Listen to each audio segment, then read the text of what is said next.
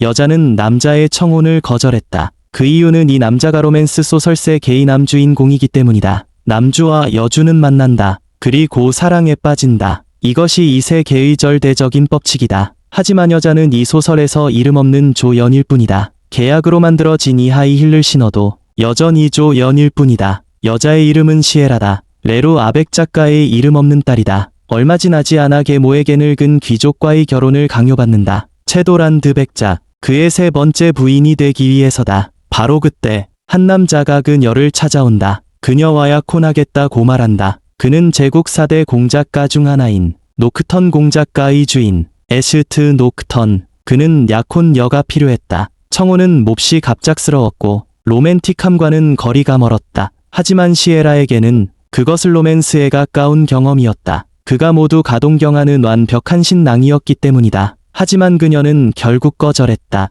자신은 애슈트와 어울리지 않는다는 이유였다. 그는 그런 대답에 크게 놀랐다. 시에라 가정말 체도란 드백작과 결혼하려 한다니. 시에라는 그에게 더 설명하고 싶지 않았다. 어차피 앞으로는 엮일일도 없을 테니까. 그녀는 두 사람이 만남을 한여름 밤이 꿈처럼 짧고도 갑작스러운. 결국 시에라는 체도란 드백작의 개로 향하는 마차에 올랐다. 그녀는 결국 팔려간 것이었다. 계모가 시에라를 늙은 귀족에게 집 보내려 한 데에는 두 가지 이유가 있었다. 첫째는 딸을 집 보내었는 지참금으로 집안이 막대한 빚을 메우기 위해서였다. 두 번째는 그녀의 둘째 아들 케이를 위해서였다. 그는 시에라에게 거의 병적이라 할 만큼 집착을 보였다. 하지만 계모는 모든 것이 시에라 가자기 아들을 유혹했기 때문이라고 생각했다. 그래서 눈엣 가시인 그녀를 없애려 했다. 시에라는 마차 안에 앉아 마치 감옥에 갇힌 것처럼 느꼈다. 하지만 계모는 한 가지를 계산하지 못했다. 마차가 갑자기 쿵하는 소리를 내며 이내 멈춰섰다. 그것은 케일이 그녀를 향한 통제욕이 이미 광기에 가까워졌기 때문이었다. 케일이 마차를 가로막았다. 그는 시에라를 감금해 다시는 도망치지 못하게 하려 했다.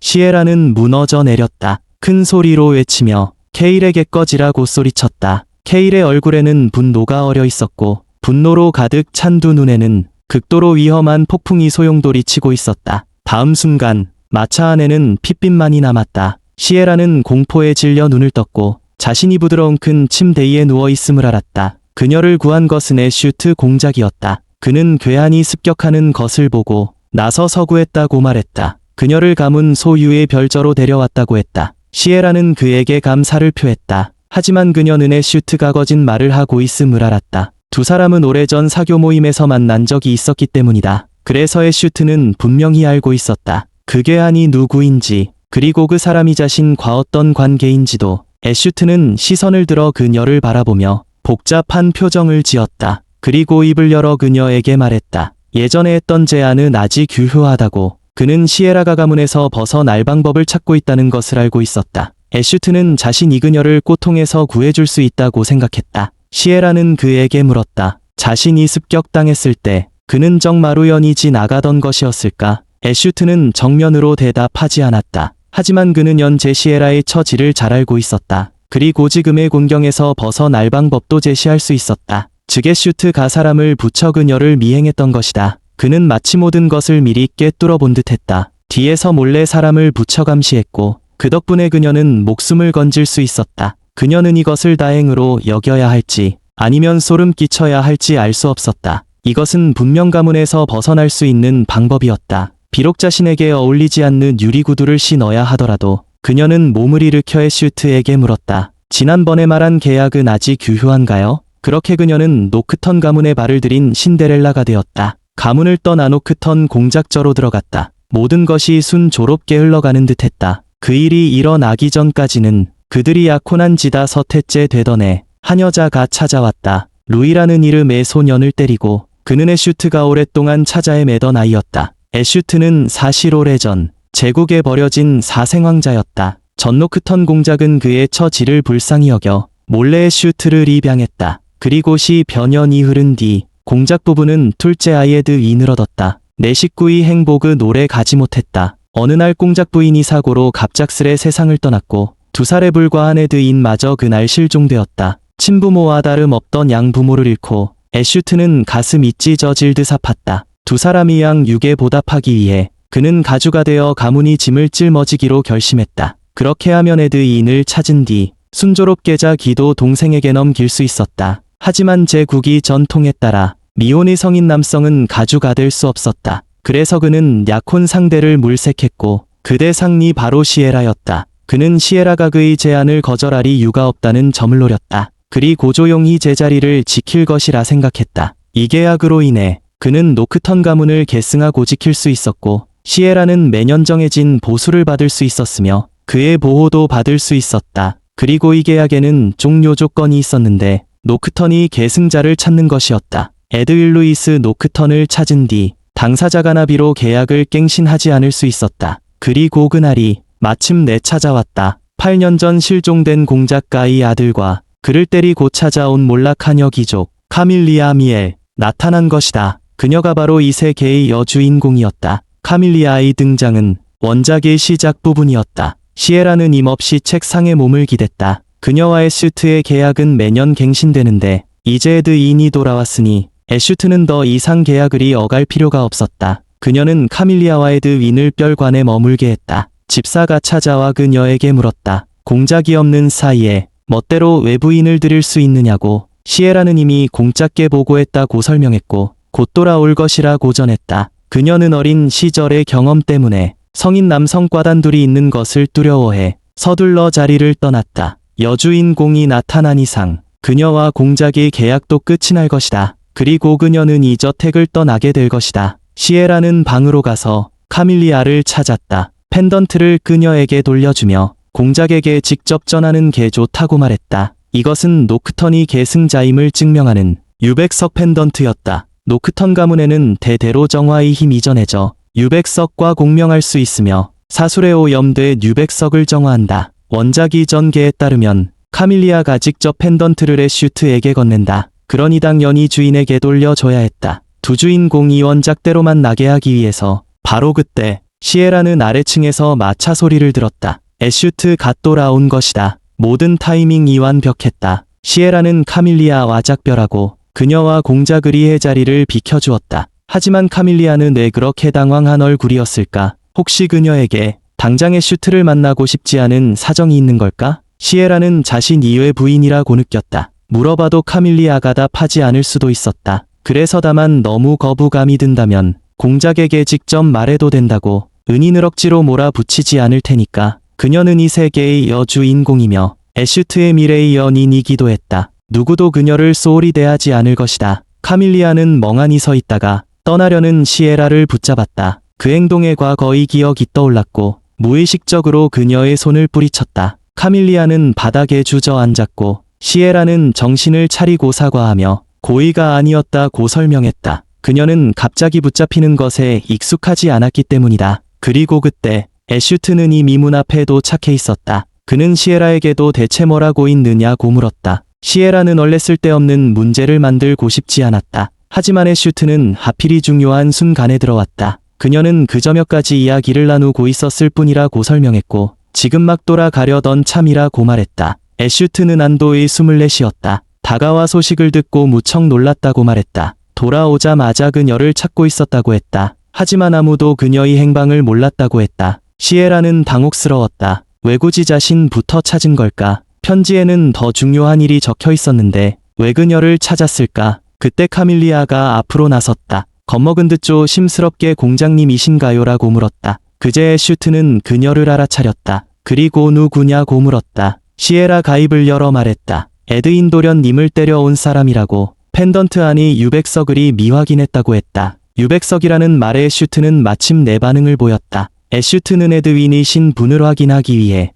그를 신전으로 데려가려 했다. 하지만 에드윈은 카밀리아에게 매우 의지하고 있었기에 그래서 두 사람을 함께 데리고 신전으로 향했다. 며칠 뒤로 집사가 시에라를 찾아와 전했다. 공작 일행이 며칠 뒤 오후에 함께 돌아올 예정이라고. 공작이 명령으로 그들이 돌아오기 전에 본관에 카밀리아 아가씨의 방을 마련하라고 했다. 카밀리아 아가씨는 기빈이었고 그녀에게 어울리는 방은 단 한 곳뿐이었다. 바로 시에라가 지금 쓰고 있는 방이었다. 그래서 로 집사는 그녀에게 방을 비우라고 했다. 불과 며칠 사이에 시에라는 자신이 예상했던 변화를 맞이했다. 그녀는 이것이 정말 공작이 명령이냐고 로 집사에게 물었다. 로 집사는 험악한 표정으로 말하며 이 방은 주침실 다음으로 큰 방이라 당연히 에드 인도련 님이 써야 한다고. 카밀리아 아가씨와 이런 어수 아비아콘녀는 하늘과 땅 차이라고 했다. 총관이 이 돈은 분명했다. 그는 오래 머물지 못할 시에라를 버리고 에드윈을 찾아온 카밀리아에게 붙으려 했다.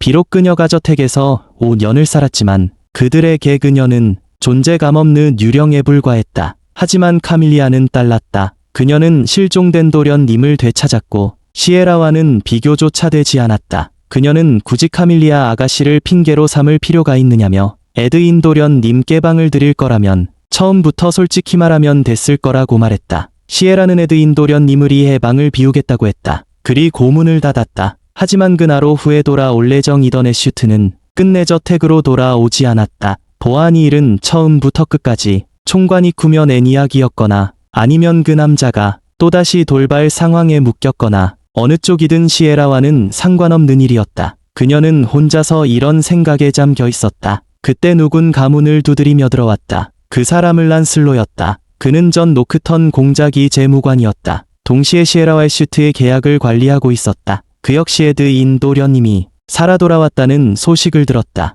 시에라는 그 가제 계약 이야기를 하러 온 줄 알았다. 공작은 더 이상 계약을 연장하지 않을 것이다. 란슬로 가입을 열었다. 오늘은 일부러 시에라를 찾아온 거라고. 그는 서류 한 장을 내밀었다. 시에라의 눈에 당혹스러움이 스쳤다. 멍하니 그 서류를 받아들었다. 그것은 그녀의 사업 계획서였다. 란슬로는 그녀와 협업을 논하러 온 것이었다. 그가 재산 관리를 맡게 된 이후부터 이미 이 생각을 품고 있었다. 오래전부터 시에라는 이지 알고 섬는 아이들을 돕고 싶어 했다. 아이들이 폭력과 굶주림과 고통에 무너지기 전에, 자기 자신을 잃기 전에 자신이 재산으로 작은 힘이라도 보태고 싶었다. 그렇게 이 사업 계획서가 만들어졌다. 하지만 저 거둔 뒤 더 이상 진행하지 않았다. 란슬로가 그것을 발견했다. 하녀에게 버려질 뻔한 그 계획서를 그리고 직접 반성시켰다. 시에라는 크게 감동했다. 누군가가 순수하게 그녀를 믿어준 것은 처음이었다. 애슈트 때문도 아니고 공작가 때문도 아니었다. 란슬로의 제안은 너무 갑작스러웠다. 그녀는 바로 답을 할 수 없었다. 생각할 시간이 필요했다. 란슬로는 시에라에게 말했다. 무슨 일이든 자신을 찾아도 된다고. 시에라는 란슬로를 문까지 배웅했다. 그가 말문을 열었다. 전에 시에라를 모시 던전 속하녀 3명이 무례를 저지르고도 반성하지 않았다. 그래서 독단으로 해고했다고. 예전에 시에라의 뒤에서 험담하던 바로 그들이었다. 란슬로가 자신을 위해 나선 걸까? 그의 지위라면 무례한 하녀를 해고하는 건당연했다. 하지만 그의 이 말은 마치 시에라를 응원하는 듯했다. 바로 그때 공작이 마차가 돌아왔다. 애슈트는 카밀이 알을 부축해 마차에서 내렸다. 언제부터 둘이 이렇게 가까워진 걸까? 애슈트가 시에라 쪽을 바라봤다. 인사를 하려던 순간 카밀리아가 그의 소매를 붙잡았다. 시에라는 이 행동이 애슈트를 불쾌하게 만들 거라 생각했지만 그는 미소를 지은 채 다정하게 카밀이 알을 바라봤다. 단일 주 일 만에 둘의 관계는 급속도로 가까워졌다. 애슈트는 에드인 도련님의 환영회를 열 예정이었다. 원래라면 약혼자인 시에라가 맡았어야 할 일이었다. 하지만 그녀는 날짜조차 몰랐다. 그래도 이 편이 낫다. 굳이 자신을 억지로 불편한 연회에 참석하지 않아도 되니까. 그때 집 사가문 뒤에 나타났다. 시에라는 깜짝 놀랐다. 그는 편지를 전하러 왔다. 하지만 시에라가 받아들자 밀봉이 이미 뜯겨 있었다. 집사는 변명하듯 말했다. 저택 내 모든 것을 확인하는 건 자신이 책무라고. 시에라는 봉투를 열었다. 그녀의 얼굴이 순식간에 굳어졌다. 케일의 편지였다. 애슈트는 약속했었다. 그녀를 케일의 위협에서 영원히 떼어놓겠다고. 자유로운 삶을 살게 해주겠다고. 그는 케일을 썸에 가두고 감시했다. 섬 밖으로 한 발짝도 못 나가게 했다. 그런데 케일이 편지를 시에라는 계속 읽어내려갔다. 그리고 갑자기 뛰쳐나갔다. 더 이상 여기에 있을 수 없었다. 반드시 도망쳐야 했다. 케일은 편지에 이렇게 적었다. 보름 후에 그녀를 찾아오겠다고. 시에라는 눈을 깜빡이며 눈을 떴다. 곁에는 에드인이 앉아 있었다. 분명 케일의 편지를 본 뒤 애슈트를 찾아갔던 기억이 있는데 왜 지금 에드인 옆에 있는 걸까? 에드인은 그녀에게 말했다. 복도에서 쓰러진 그녀를 발견했다고. 그래서 방으로 옮겼다고. 그리고 주치의를 불러진 차를 받게 했다고. 주치의는 영양실 조안의 진탕이라고 말했다. 충분한 휴식이 필요하다고. 시에라는 부드럽게 감사를 전했다. 그녀는 그 편지를 꼭 지었다. 공포와 두려움을 안겨준 협박 편지. 애슈트에게 반드시 따져 묻기로 결심했다. 그녀는 문 앞에서 기다렸다. 애슈트와 카밀리아가 웃으며 저택으로 들어오는 모습을. 두 사람은 오늘 함께 옷가게에 다녀왔다. 시에라는 애슈트에게 할 말이 있어 그를 붙잡았다. 하지만 애슈트는 오늘은 너무 피곤하다며 다음에 하자고 했다. 그러나 케일의 그 끔찍한 편지를 떠올리자 그녀는 단 한 순간도 기다릴 수 없었다. 진지한 눈빛으로 애슈트를 바라보며 한마디 한마디 힘주어 말했다. 케일의 편지, 도대체 어떻게 된 거죠? 하지만 애슈트는 그녀의 말을 듣지 않았다. 그저 멀지 않은 곳에 카밀리아만 바라봤다. 아무렇지 않은 애슈트를 보며 시에라는 자신도 모르게 목소리를 높였다. 도대체 무슨 일이냐고 따져 물었다. 그는 이 편지가 시에라에게 얼마나 절망적인지 전혀 몰랐다. 제국의 법률에 따르면 케일의 폭행만으로는 처벌할 수 없었다. 가족 간의 일은 가주가관하랬기 때문이다. 아버지가 살아 계셨을 때 계모에게 완전히 홀려 있었고 그녀의 처지를 외면했다. 그리고 아버지가 세상을 떠난 뒤 가주대리는 계모의 측근이었기에 케일의 악행을 그대로 묵인했다. 그런 그녀의 몸부림을 본 사람이 애슈트였다. 그래서 그녀는 자신의 신뢰를 내놓기로 했다. 마지막으로 한 번 더 도박을 한 것이다. 과거에 그녀를 구해준 그 남자는 이제는 차갑게 말했을 뿐이었다. 자신도 모른다고. 시에라는 벼락을 맞은 듯했다. 갑작스러운 그 한마디는 무거운 돌처럼 잔잔한 수면을 내리쳤다. 그녀는 주먹을 꽉 쥐고 분노에 차 협박 편지를 애슈트에게 던졌다. 일주일 안에 진 상을 밝혀내라고 요구하며 도대체 무슨 일인지 알아내라고. 그리고 등을 돌려 떠났다. 카밀리아는 이 모든 걸 지켜보고 있었다. 애슈트와 시에라 사이에 무슨 일이 있었냐고 물었다. 그는 바닥에 떨어진 편지를 주워 오산에 넣고는 아무 일도 아니라며 카밀리아를 안심시켰다. 시에라는 기다리기 시작했다. 애슈트는 그녀가 마지막으로 선택한 사람이었기 때문이다. 사람이 마음에 완전히 절망하고 싶지 않았기에 그래서 단 한 번의 기회를 준 것이다. 하지만 잔인하게도 애슈트는 주머니 속에 그 편지를 잊고 있었다. 일주일이 지나도 그녀의 방문은 두드려지지 않았다. 9날이 지난 뒤 시에라는 애슈트를 찾아갔고 멀리서부터 방안이 웃음소리가 들려왔다. 카밀리아가 나흘 뒤 연회용 옷을 입어보고 있었다. 애슈트는 만족스러운 듯 고개를 끄덕였다. 시에라는 연회 날짜를 확인하려 다가갔다. 애슈트는 이해할 수 없다는 듯 미간을 찌푸렸다. 분명 총관에 개전달하라고 했는데 일부러 집을 잡는 건가? 하지만 이것은 그녀의 진짜 목적이 아니었다. 그녀는 차갑게 입을 열었다. 일은 어떻게 됐나요? 애슈트는 대수롭지 않게 일어나 섬에 사람을 보냈다고 말했다. 곧 소식이 올 거라고. 그때 이야기하자며 시에라는 완전히 분노했다. 애슈트는 그 편지를 아예 보지도 않았다. 편지에는 케일이 올 날짜까지 적혀 있었는데 그는 전혀 신경 쓰지 않았다. 시에라는 한마디만 남겼다. 너를 믿지 말았어야 했어. 그리고 돌아서 떠났다. 그녀의 마지막 도박은 완전히 패배로 끝났다. 모든 걸 걸었던 그 사람은 완전히 변해버렸다고 느꼈다. 이것이 자신이 문제인지 아니면 배신자들의 문제인지. 하지만 이번만큼은 더 이상 가만히 당하지 않기로 했다. 며칠 뒤 열린 연회에 시에라는 참석하지 않았다. 애슈트 역시 아쉬워하는 기색이 없었다. 총관만 보내 마음대로 하라는 말을 전했을 뿐이다. 시에라는 무의미한 하루를 보내며 어떤 순간을 기다리고 있었다. 꼭 만나야 할 중요한 사람이 있었기 때문이다. 그가 바로 레이너드였다. 그는 계모의 장남이었고 시에라를 도와 체도란드 백작과의 결혼을 무산시켰다. 애슈트와 이아콘을 성사시켰으며 그대 가로르루 아가문이 가주가 되었다. 적이적은 친구라는 말처럼 시에라는 레이너드에게 물었다. 케일이 어떻게 섬을 나올 수 있었는지. 그는 머리를 사매며 대답했다. 계모와 그녀의 측근이자 정부인 노크 자작이 3년 전부터 보름마다 정기적으로 섬에 사람을 보냈다고. 시에라는 말을 잃었다. 만약 애슈트 가전에 말한 자신은 몰랐다는 말이 사실이라면 그것은 이 모든 세월 동안 그가 글섬을 방치해왔다는 뜻이었다. 레이너드는 오늘 연회에 참석했다. 다른 사람들은 몰랐을지 몰라도 하지만 지난 세월 동안 시에라의 처지는 대략 짐작하고 있었다. 시에라는 이미 마음을 정해두었다. 이른 아침부터 일을 처리 중인 애슈트 앞에 나타나 그에게 말했다. 내일이 케일이 오겠다고 한 날이라고. 시에라는 그의 반응을 살폈다. 역시 그는 모르고 있었다. 그녀는 이어서 물었다. 숙박손님 중에 레이너드가 있다는 거라느냐고. 참석자 명단은 애슈트가 직접 확인한 것이었다. 그건 그도 잘 알고 있었다. 시에라는 더 이상 돌려 말하지 않았다. 단도직입적으로 애슈트에게 말했다. 이 기회에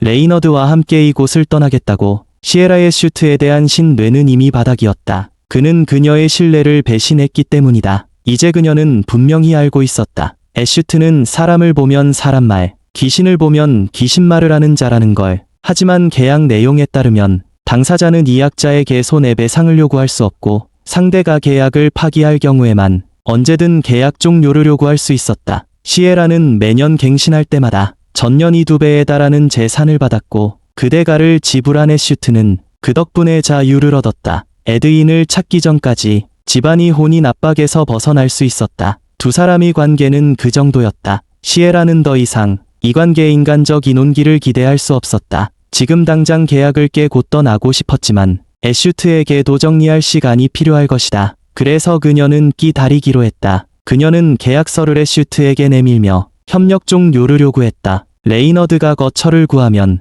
바로 이곳을 떠나겠다고 했다. 애슈트의 표정은 점점 어두워졌다. 그의 목소리에는 꾸짖는 기색이 섞였다. 이게 화내며 협박하는 방식이냐고. 시에라는 이해할 수 없었다. 왜 자신이 협박이 되는지. 애슈트는 짜증스럽게 펜을 내려놓았다. 그는 시에라가 처음부터 극단적이었다고 생각했다. 그녀가 무엇을 원하는지 모르겠다고. 그는 시에라에게 따져 물었다. 내가 이러는 바람에 내가 얼마나 시간을 허비했는지 아느냐고. 그는 경비를 대폭 강화할 생각이었다. 그래도 불안하다면 호의를 붙일 수도 있다고. 그러니 잠시만 기다리라고 했다. 자신이 진 상을 파악할 때까지 시에라는 자신이 실수했다는 걸 깨달았다. 완전 이벽에 대 고말한 셈이었다. 애슈트는 애초에 그녀가 무엇을 두려워하는지에 아릴 생각이 없었다. 그녀는 가문을 떠나면 행복한 삶이 기다릴 줄 알았다. 하지만 결과는 다른 감옥으로 옮긴 것뿐이었다. 그녀는 알고 있었다.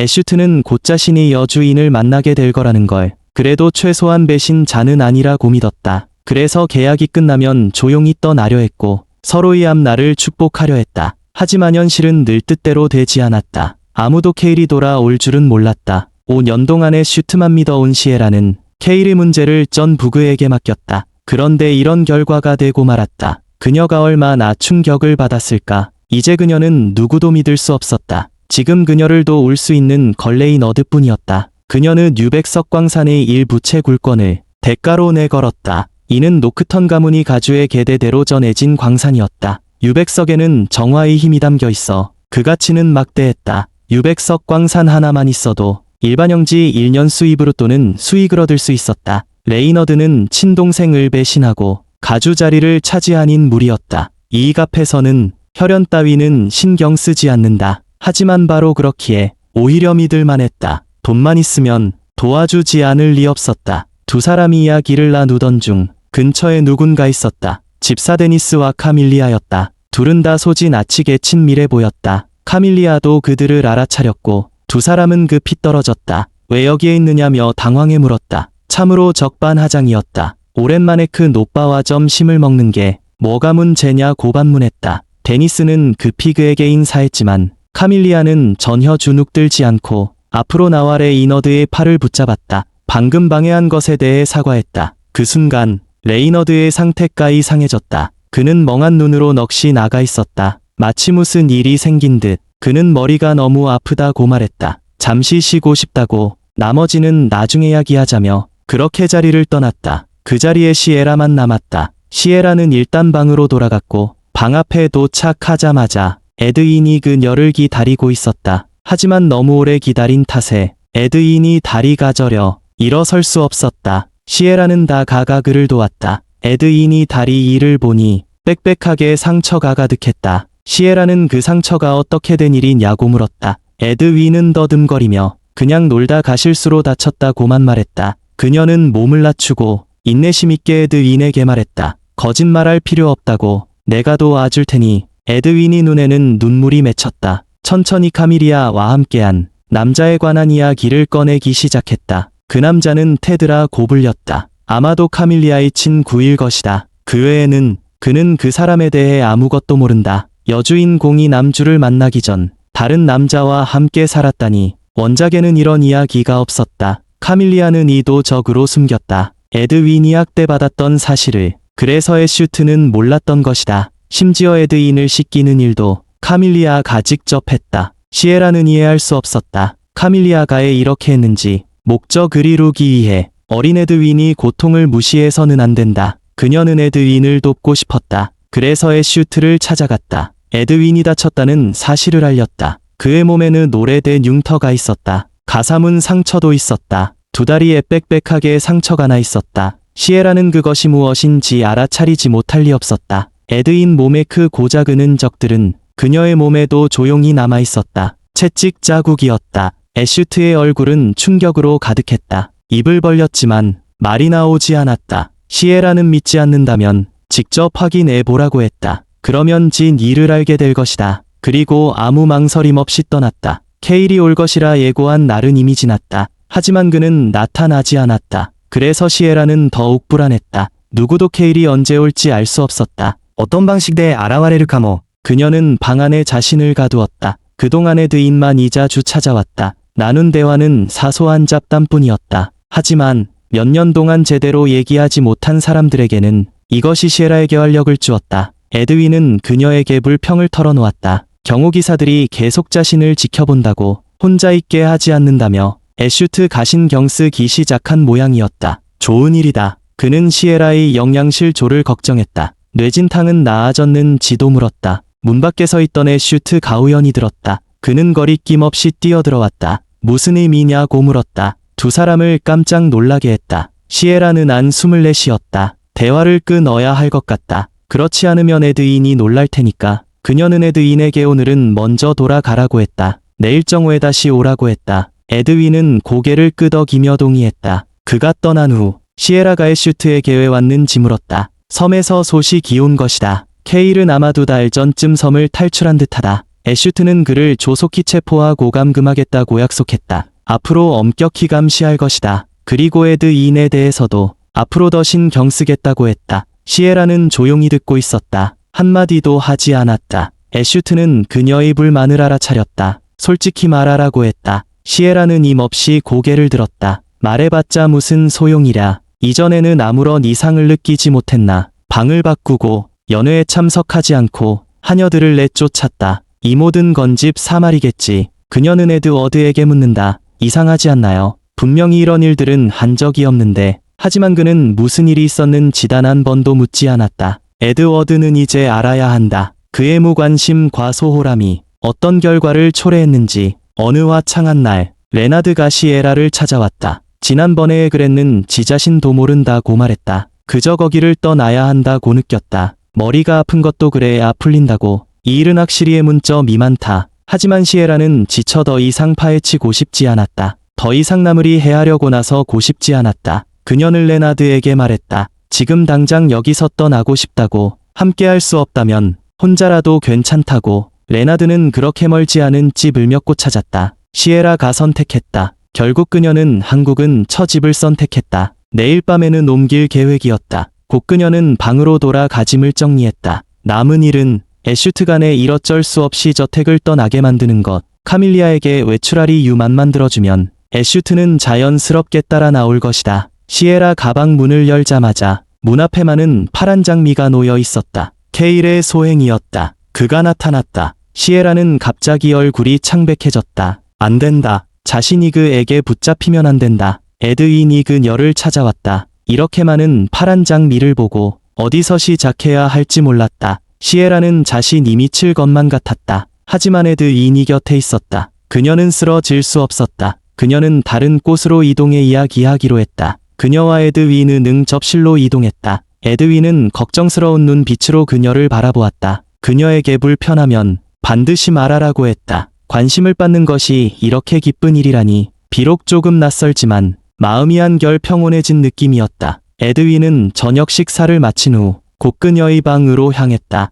그런데 손님이 있는 것을 발견했다. 그래서 방을 떠났다. 이전 애정원에서 그 사람을 몇 번 본 적이 있다. 그는 문 앞에 서 있었다. 공포스러운 기운이 시에라 주위를 감쌌다. 침착하게 생각해보니 케일이 직접 여기까지 올 리는 없다. 여기는 어쨌든 공작저택이다. 외부인이 쉽게 드나들 수 없다. 그런데 케일은 자신이 존재를 드러냈다. 이를 실현하려면 한 가지 가능성뿐이다. 그것은 공작가의 누군가가 케일과 내통하고 있다는 것이다. 시에라는 창가에서 서 모든 것을 생각했다. 창밖으로 노크턴가의 마차가 오는 것이 보였다. 레나드와 카밀리아가 마차에서 내렸다. 두 사람이 함께 있는 게 어떻게 된 일일까? 에드인도 창가로 달려왔다. 신나서 카밀리아 언니라고 말했다. 그녀는 앞으로 머물 곳을 보러 간다고 했다. 이렇게 빨리 돌아올 줄은 몰랐다. 이전에 그녀는 에드인에게 말했다. 그녀는 여기에서 영원히 살 수 없다고 말했다. 그래서 자신이 살 곳을 찾아야 한다. 다행히 한 백작이도 아주 기로했다. 시에라는 냉정하게 입을 열었다. 레르 야백작인가요? 가려는 곳은 에리인인가요? 에드윈은 그녀가 모든 것을 알고 있는 것에 놀랐다. 시에라는 이를 악물었다. 그것을 레나드가 그녀를 위해 찾아준 피난처다.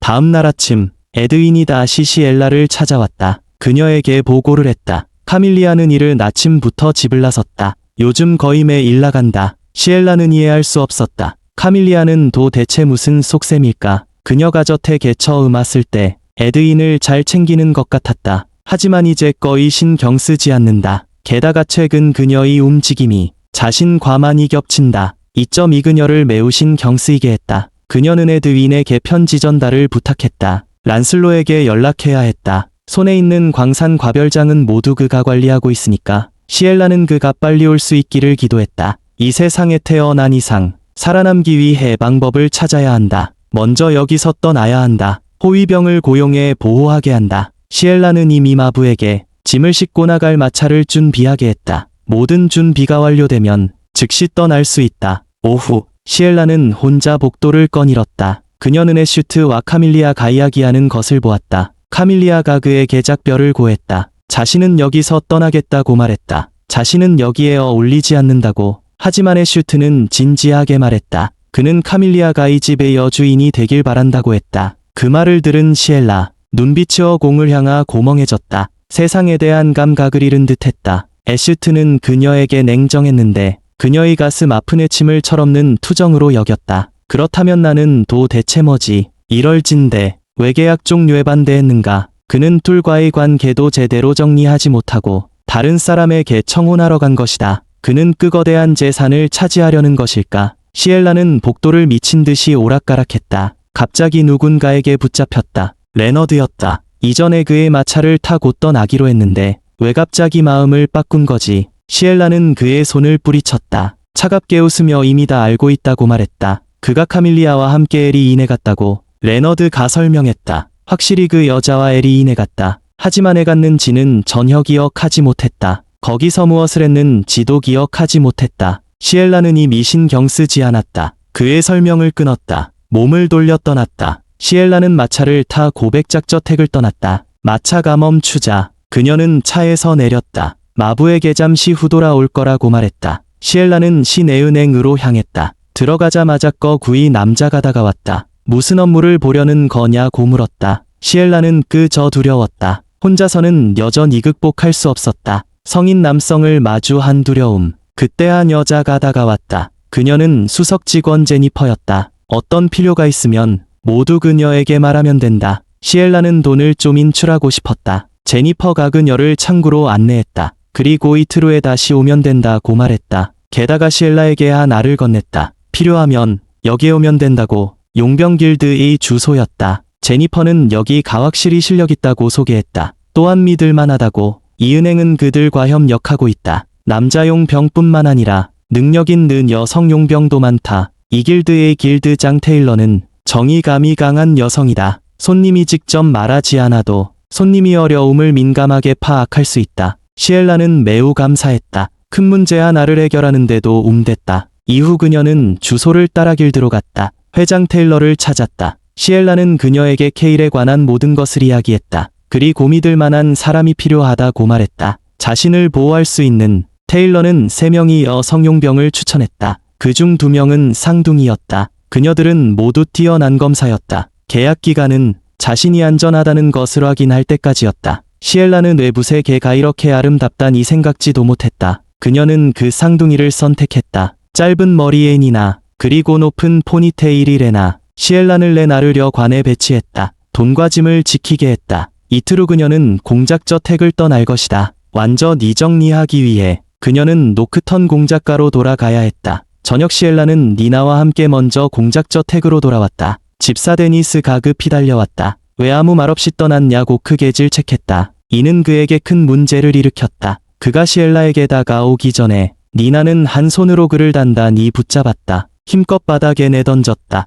저택에 도착한 후 시엘라는 처음엔 약간 긴장했다. 하지만 니나 덕분에 긴장은 순식간에 사라졌다. 데니스는 땅에서 일어났다. 시엘라에게 따져 물었다. 신분 불분명한 애 부인을 공주의 저택에 함부로 들일 수 있느냐고. 이는 너무 공작을 모욕하는 행동이다. 그때 애슈트 공작이 정면으로 걸어왔다. 데니스는 바로 고자질을 시작했다. 그녀가 왜 부인을 들여보냈다고 비난했다. 시엘라는 불만스럽게 입을 열었다. 외부인이 아니라 그녀의 호위병이다. 공작은 그녀의 안전에 전혀 신경 쓰지 않는다. 그래서 호위병을 고용한 것이다. 문제가 있나? 애슈트 가물었다. 호위병이 있지 않나? 자신은 분명히 인력을 보냈다고 기억한다. 시엘라가 그를 끊었다. 만약 있다면 설명할 수 있겠나? 왜 지금 옆에는 니나 한 명뿐이냐? 애슈트는 뭔가 더 말하려 했지만 시엘라는 이제 아무것도 신경 쓰지 않았다. 단지 너무 피곤하다고 말했다. 다음에 이야기하자. 그리고 몸을 돌려 떠났다. 애슈트는 뭔가 잘못됐음을 느꼈다. 그러나말로는 표현할 수 없었다. 시엘라는 방으로 돌아왔다.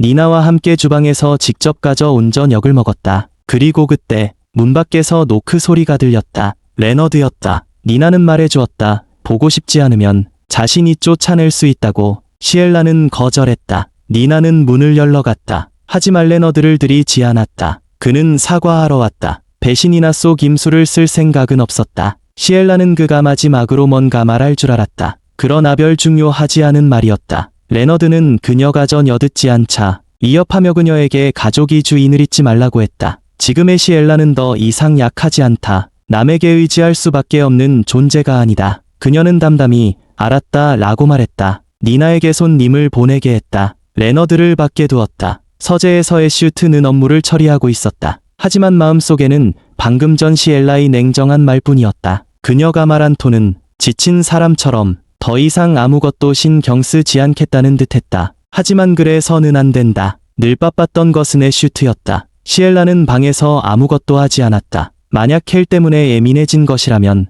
이해할 수 있다. 주치에게 그녀의 건강에 더 신경 쓰라고 부탁했다. 하지만 그녀는 자신이 노력조차 전혀 보지 못하는 듯했다. 그리고 자신을 완전히 이해하지 못했다. 처음부터 끝까지 그런 모습을 보였다. 오직 그녀만 노력한, 이제는 지쳐버린 모습. 애슈트는 이렇게 두면 안 된다고 느꼈다. 둘 사이의 오해를 하나씩 풀어야 했다. 먼저 호위병 문제부터 조사하기 시작했다. 그는 총지배인을 불러왔다. 노총지배인이 애슈트에게 인사했다. 방금 레너드를 배웅하러 가서 늦었다고 설명했다. 애슈트는 이전에 시엘라가 말한 것을 떠올렸다. 그녀가 그와 함께 공작저택을 떠날 것이라고. 이미 떠난 것일까? 아니야. 그녀 성격상 말 한마디 없이 떠날 리가 없다. 애슈트는 지금껏 느껴본 적 없는 불안을 느꼈다. 시엘라의 최근 이상한 행동. 정말로 떠날 것이라면 애슈트는 급히 달려나갔다. 안 돼. 이렇게 시엘라를 그냥 떠나게 둘 수는 없다. 다른 방 안에서는 니나는 시엘라에게 제안했다. 여기서 떠난 후 제너드로 가는 게 어떻겠냐고. 제너드 근처에는 항구가 있다. 게다가 베나스 공국과도 가깝다. 만약 무슨 일이 생기더라도 바로 바다를 건너 해외로 갈 수 있다. 니나는 예전에 용병 일을 할 때 베나스에 간 적이 있다. 거기는 꽤 살기 좋았다. 게다가 두 자매 가그녀를 최선을 다해 보호할 것이다. 시엘라는 좋은 생각이라고 느꼈다. 그녀는 진지하게 생각해 보기로 했다. 그녀는 아직 누구도 완전히 믿을 수 없었다. 하지만 다른 사람의 약속으로 안심을 느낀 건 처음이었다. 그때 누군가가 문을 두드렸다. 란슬로가 왔다. 그는 시엘라 맞은 편에 앉았다. 그녀 옆에 낯선 얼굴이 있는 걸 보고 이번에는 정말 결심한 모양이었다. 란슬로가 가져온 것을 꺼냈다. 시엘라에게 말했다. 제국 수도 다이몬은행에 그녀 이름으로 빌린 금 고가 있고 토지와 광산 등 재산 관련 문서들이 모두 그 안에 복관되어 있다. 그리고 이번에 란슬로가 가져온 것은 금고를 열 수 있는 열쇠였다. 나중에 그녀가 직접 재산을 관리할 때 쓸 것이다. 시엘라는 자신의 열쇠를 꼭 쥐었다. 그녀는 마지막으로 걱정되는 일이 하나 있었다. 노크턴 가문 안에 스파이가 있을지도 모른다는 것. 그 사람은 케일의 부추김을 받았다. 그녀를 위협했다. 하지만 저택 안에는 어쩌면 다른 사람의 부추김을 받은 에드윈 공자를 해치려는 사람이 있을지도 모른다. 란슬로는 전 주인 다미안의 친구였다. 그리고 에드윈은 다미안이 남긴 유일한 여륙이었다. 지금 공작 저택의 경비는 정말 어술했다. 설령 여기서 떠난다 해도 에드윈이 위험에 처하기를 원치 않았다. 그래서 그녀는 란슬로가 에드윈을 보호해 주길 바랐다. 하지만 란슬로는 그녀에게 말했다. 이것은 그녀가 걱정할 일이 아니라고. 새로운 미래가 앞에 기다리고 있다. 지금은 다른 것들을 내려놓고 자신이 미래에 전념해야 한다. 뒤돌아보며 그들을 생각하지 말라. 수년간 그녀를 가둔 사람들, 오직 앞으로만 나아가라. 그래도 시엘라에게 약속했다. 자주 찾아와 에드윈을 돌볼 것이라고. 시엘라는 그에게 깊이 감사했다. 그리고 그때 또 한 사람이 시엘라의 방에 들어왔다. 아무 말 없이 문을 열고 들어왔다. 애슈트였다. 그는 란슬로가 있는 줄은 몰랐다. 그는 곧장 앉았다. 란슬로가 계약 갱신하러 온 줄 알았다. 란슬로 가차갑게 말했다. 오늘은 사적인 일로 왔다고 말했다. 애슈트는 경멸했다. 계약일이 아니라면 빨리 떠나라. 란슬로가 떠난 후 시엘라는 차갑게 입을 열었다. 무슨 일이냐고 물었다. 애슈트는 그녀에게 물었다. 알고 있느냐고. 레너드가 아침에 저택을 떠나니를. 그녀의 눈빛에는 외롭고 차가운 기운이 서려 있었다. 목소리는 겨울처럼 차가웠다. 알았다. 무슨 일이냐. 나까지 그와 함께 떠날까 두려운 거냐. 애슈트는 입을 굳게 다물며 아니라고 말했다. 됐다. 어젯밤 일은 아직 끝나지 않았다. 계속 이야기하자. 너는 내가 보낸 호위병을 묻는다. 왜 모습을 보이지 않느냐고. 그가 말을 끝내기도 전에 노총 지배인이 와서 말을 끊었다. 애슈트는 불만스러운 듯 눈살을 찌푸렸다. 그는 분명히 경고했다. 누구도 방해하지 말라고. 노총 지배인이 그에게 말했다. 카밀리아가 쓰러졌다. 애슈트는 즉시 일어섰다. 노총 지배인에게 상황을 물었다. 그러나 시엘라는 듣고 싶지 않았다. 화가 나서 자리에서 일어나 나가버렸다. 그리고 카밀리아는 원래 몸이 안 좋았던 것 같다. 새벽부터 고열이 계속되었다. 애슈트는 밤새 곁을 지키며 돌봤다. 저택 전체가 소란스러웠다. 하지만 이 모든 것은 시엘라와 무관했다. 다음날 그녀는 니나와 함께 정리했다. 오늘 할 일이 많았다. 그들은 비가 세지기 전에 서둘러 출발해야 했다. 저택 입구에 도착했다. 뜻밖에도 데니스 가문 앞을 막고 있었다. 그는 시엘라가 나가는 것을 막기 위해 공작 저택이 모든 마부에게 이미 지시를 내렸다. 누구도 마차를 준비하지 않도록. 하지만 그는 여전히 시엘라를 얕봤다. 그녀와 니나는 걸어서 나가기로 했다. 길렌의 니나의 2로 아보호가 함께했다. 지루함을 느끼지 않았다. 곧 그들을 내나와 대로에서 합류했다. 세 사람은 새로운 생활을 위해 대규모 쇼핑을 했다. 니나는 시엘라를 위해 하나를 선택했다. 자기 방 어용껌이었다. 그러나 불행히도 모든 일을 마치자 은행은이 미문을 닫았다. 내일 다시 와야 했다. 그녀는 레나에게 짐을 잘 지키라고 당부했다. 그리고 니나와 함께 공작 저택으로 돌아갔다. 마지막 하루만 견디면 된다. 그들은 저택으로 돌아왔다. 하지만 저택은 소란스러웠다. 많은 기사들이 있었다. 니나는 긴장하며 시엘라를 뒤로 보호했다. 애슈트였다. 그가 시킨 기사들이 저택에서 시엘라를 찾고 있었다. 이제 그녀가 돌아온 것을 보고 기사들을 물러나게 했다. 그는 시엘라와 이야기를 나누려 했다. 하지만 두 사람이 마주 앉았을 때 방 안은 고요함만 남았다. 애슈트는 이해하지 못했다. 왜 그녀가 인사조차 하지 않았는지, 그냥 나갔는지. 시엘라는 필요 없다고 생각했다. 매번 외출할 때마다 그에게 보고할 필요는 없었다. 게다가 그는 자신이 행방에 전혀 관심이 없었다. 시간을 낭비하고 싶지 않았다. 시엘라는 최근에 슈트가 이상하다고 느꼈다. 하지만 그녀는 묻고 싶지 않았다. 또한 그와 이런 이야기를 하고 싶지 않았다. 그녀는 화제를 돌렸다. 카밀리아가 어떻게 되었는지 물었다. 애슈트는 말을 맞춰줄 수밖에 없었다. 카밀리아는 이미 많이 나았다. 하지만 오늘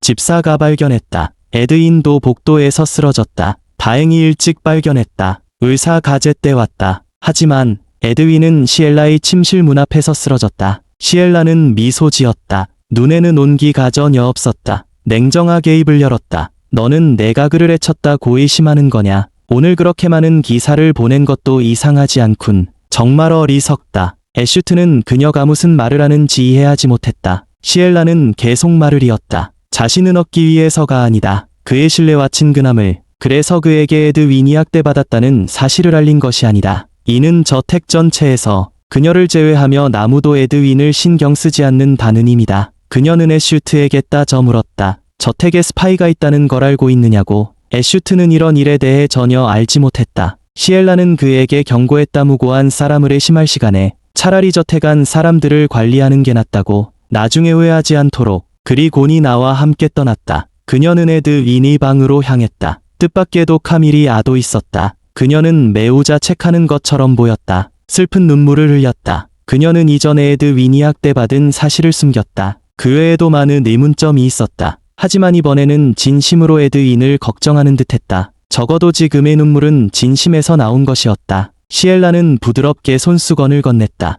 에드윈은 괜찮아질 거라 고의로 했다. 그녀는 침대에 누워있는 에드윈을 바라보았다. 진지하게 생각했다. 만약 카밀이 아가 이번 사건의 범인이 아니라면 에드윈을 해친 사람은 황실일 것이다. 전임 녹튼 공작 부부의 죽음. 사실 황실과 깊은 관련이 있다. 황제가 노크턴 가문이 유백석 광산을 탐냈기 때문이다. 그래서 사리를 품었다. 현임금은 권력을 탐하는 사람이다. 그리고 정신과 육체를 보호할 수 있는 악마의 마법으로부터 침해되지 않는 최강의 힘. 바로 유백석이 가진 정화의 힘이다. 황제가 이 힘을 탐냈다. 그러나 노크턴 가문을 끌어들이지 않았다. 대신 노크턴 가문 전체를 손에 넣으려 했다. 시엘라는 카밀리아에게 당부했다. 반드시 에드윈을 보호하라고. 그리고 항상 경계하라고. 누구도 딥게 믿지 말라고. 카밀리아는 고개를 끄덕였다. 다음 날 시엘라는 편지를 남겼다. 그리고니 나와 함께 떠날 계획이었다. 두 사람은 저택 대문을 향해 걸어갔다. 하지만 뜻밖에도 노총 지배인이 대문을 막았다. 애슈트가 돌아오기 전까지 시엘라를 집무실에서 기다리라고 지시했다. 시엘라는 그의 말을 듣고 싶지 않았다. 굳이 나가겠다고 했다. 그러나 노총 지배인이 많은 기사들을 불러냈다. 그리고 그들에게 시엘라를 강제로 데려가라고 명령했다. 니나는 칼을 뽑아 결투하려 했다. 그러나 시엘라가 그녀를 막았다. 니나는 혼자였다. 이렇게 많은 기사들과는 도저히 싸울 수 없었다. 그녀는 니나에게 먼저 레나를 찾으러 가라고 했다. 그리고 함께 거처에서 그녀를 기다리기로 했다. 니나는 시엘라를 혼자 두는 것이 걱정되었다. 하지만 이렇게 가다가는 반드시 피가 흐를 것이다. 그녀는 니나가 자신 때문에 다치기를 원하지 않았다. 그녀는 니나를 위로했다. 자신에게 무기가 있다고. 니나는 잠시 망설였다. 하지만 이를 악물 꼬동이했다. 시엘라는 이해했다. 만약 자신이 가지 않는다면 칼산 불바다라도 그녀는 자신을 찾아올 것이다. 그러나 니나까지 끌어들일 수는 없다. 그녀는 기사들의 호의를 받으며 저택으로 돌아왔다. 시엘라는 다시 혼자가 되었다. 노총 지배인이 그녀에게 말했다. 폭우로 인해 공작은 내 일정 오쯤에야 저택에 도착할 것이다. 또 이렇다니 애슈트는 또 그녀를 바보 취급했다. 마지막 순간까지 이렇게 자신을 모욕하다니. 자유를 제한할 뿐만 아니라 질질 끌다니. 밖은 경비가 삼엄했다. 그녀는 몰래 나갈 수 없었다. 시엘라는 결심했다. 내일 그와의 계약 관계를 명확히 종료하겠다고. 여기서 떠날 것이다. 그녀는 손에 든단 검을 움켜쥐었다. 만약에 슈트가 여전히 놓아주지 않으려 한다면 자신이 수단을 가리지 않을 것을 탓하지 마라. 그때 마침 카밀이 아가 그녀를 찾으러 왔다. 에드윈이 깨어났다고 말했다. 그리고 에드윈이 반드시 시엘라에게 말할 일이 있다고 했다. 두 사람은 함께 에드윈이 방으로 갔다. 그러나 에드윈은 카밀리아에게 먼저 나가라고 했다. 그는 시엘라와 단독으로 이야기할 필요가 있었다. 그는 시엘라에게 말했다. 그 남자의 얼굴을 봤다고. 어제 에드윈이 시엘라를 찾으러 갔을 때 누군가 그녀의 침실 문 앞에서 수상하게 행동했다. 하지만 이번에는 두 명이었다. 두 사람이 에드윈을 발견하고 돌아섰다. 그중 한 명은 데니스였다. 에드윈은 그들이 방 밖에서 엿보는 것을 보고 몰래 한쪽에 숨으며 관찰했다. 결국 다른 남자에게 발견됐다. 그는 벽으로 밀려났다. 그들은 에드윈을 기억 상실시키려 했다. 하지만 그는 또렷이 기억하고 있었다. 시엘라는 절망만 느꼈다. 데니스는 노총 지배인의 아들이었다. 저택의 총관리자조 차남이 앞잡이란 말인가. 그리고 데니스는 에드윈이 시엘라의 침실 앞에서 쓰러졌다는 이유로 이 일을 그녀에게 떠넘겼다. 하지만 여전히 이상하다. 데니스는 왜 거짓말을 한 걸까? 그는 또한 라고 생각하지는 않았을 것이다. 에드윈이 영원히 깨어나지 않을 거라고. 에드윈은 침대 시트를 꽉 쥐었다. 그는 이유를 아는 듯했다. 여기에 있는 사람들은 시엘라의 말을 믿지 않을 테니까. 모두가 그렇다. 그들은 그녀의 말을 듣지 않는다. 마치 모두의 머리 가망 가진 것 같다. 모두 그녀를 무시하고 있다. 에드윈은 시엘라가 남긴 이 별 편지를 읽었다. 그의 눈물이 흘러넘쳤다. 그래서 시엘라가 떠나는 걸까?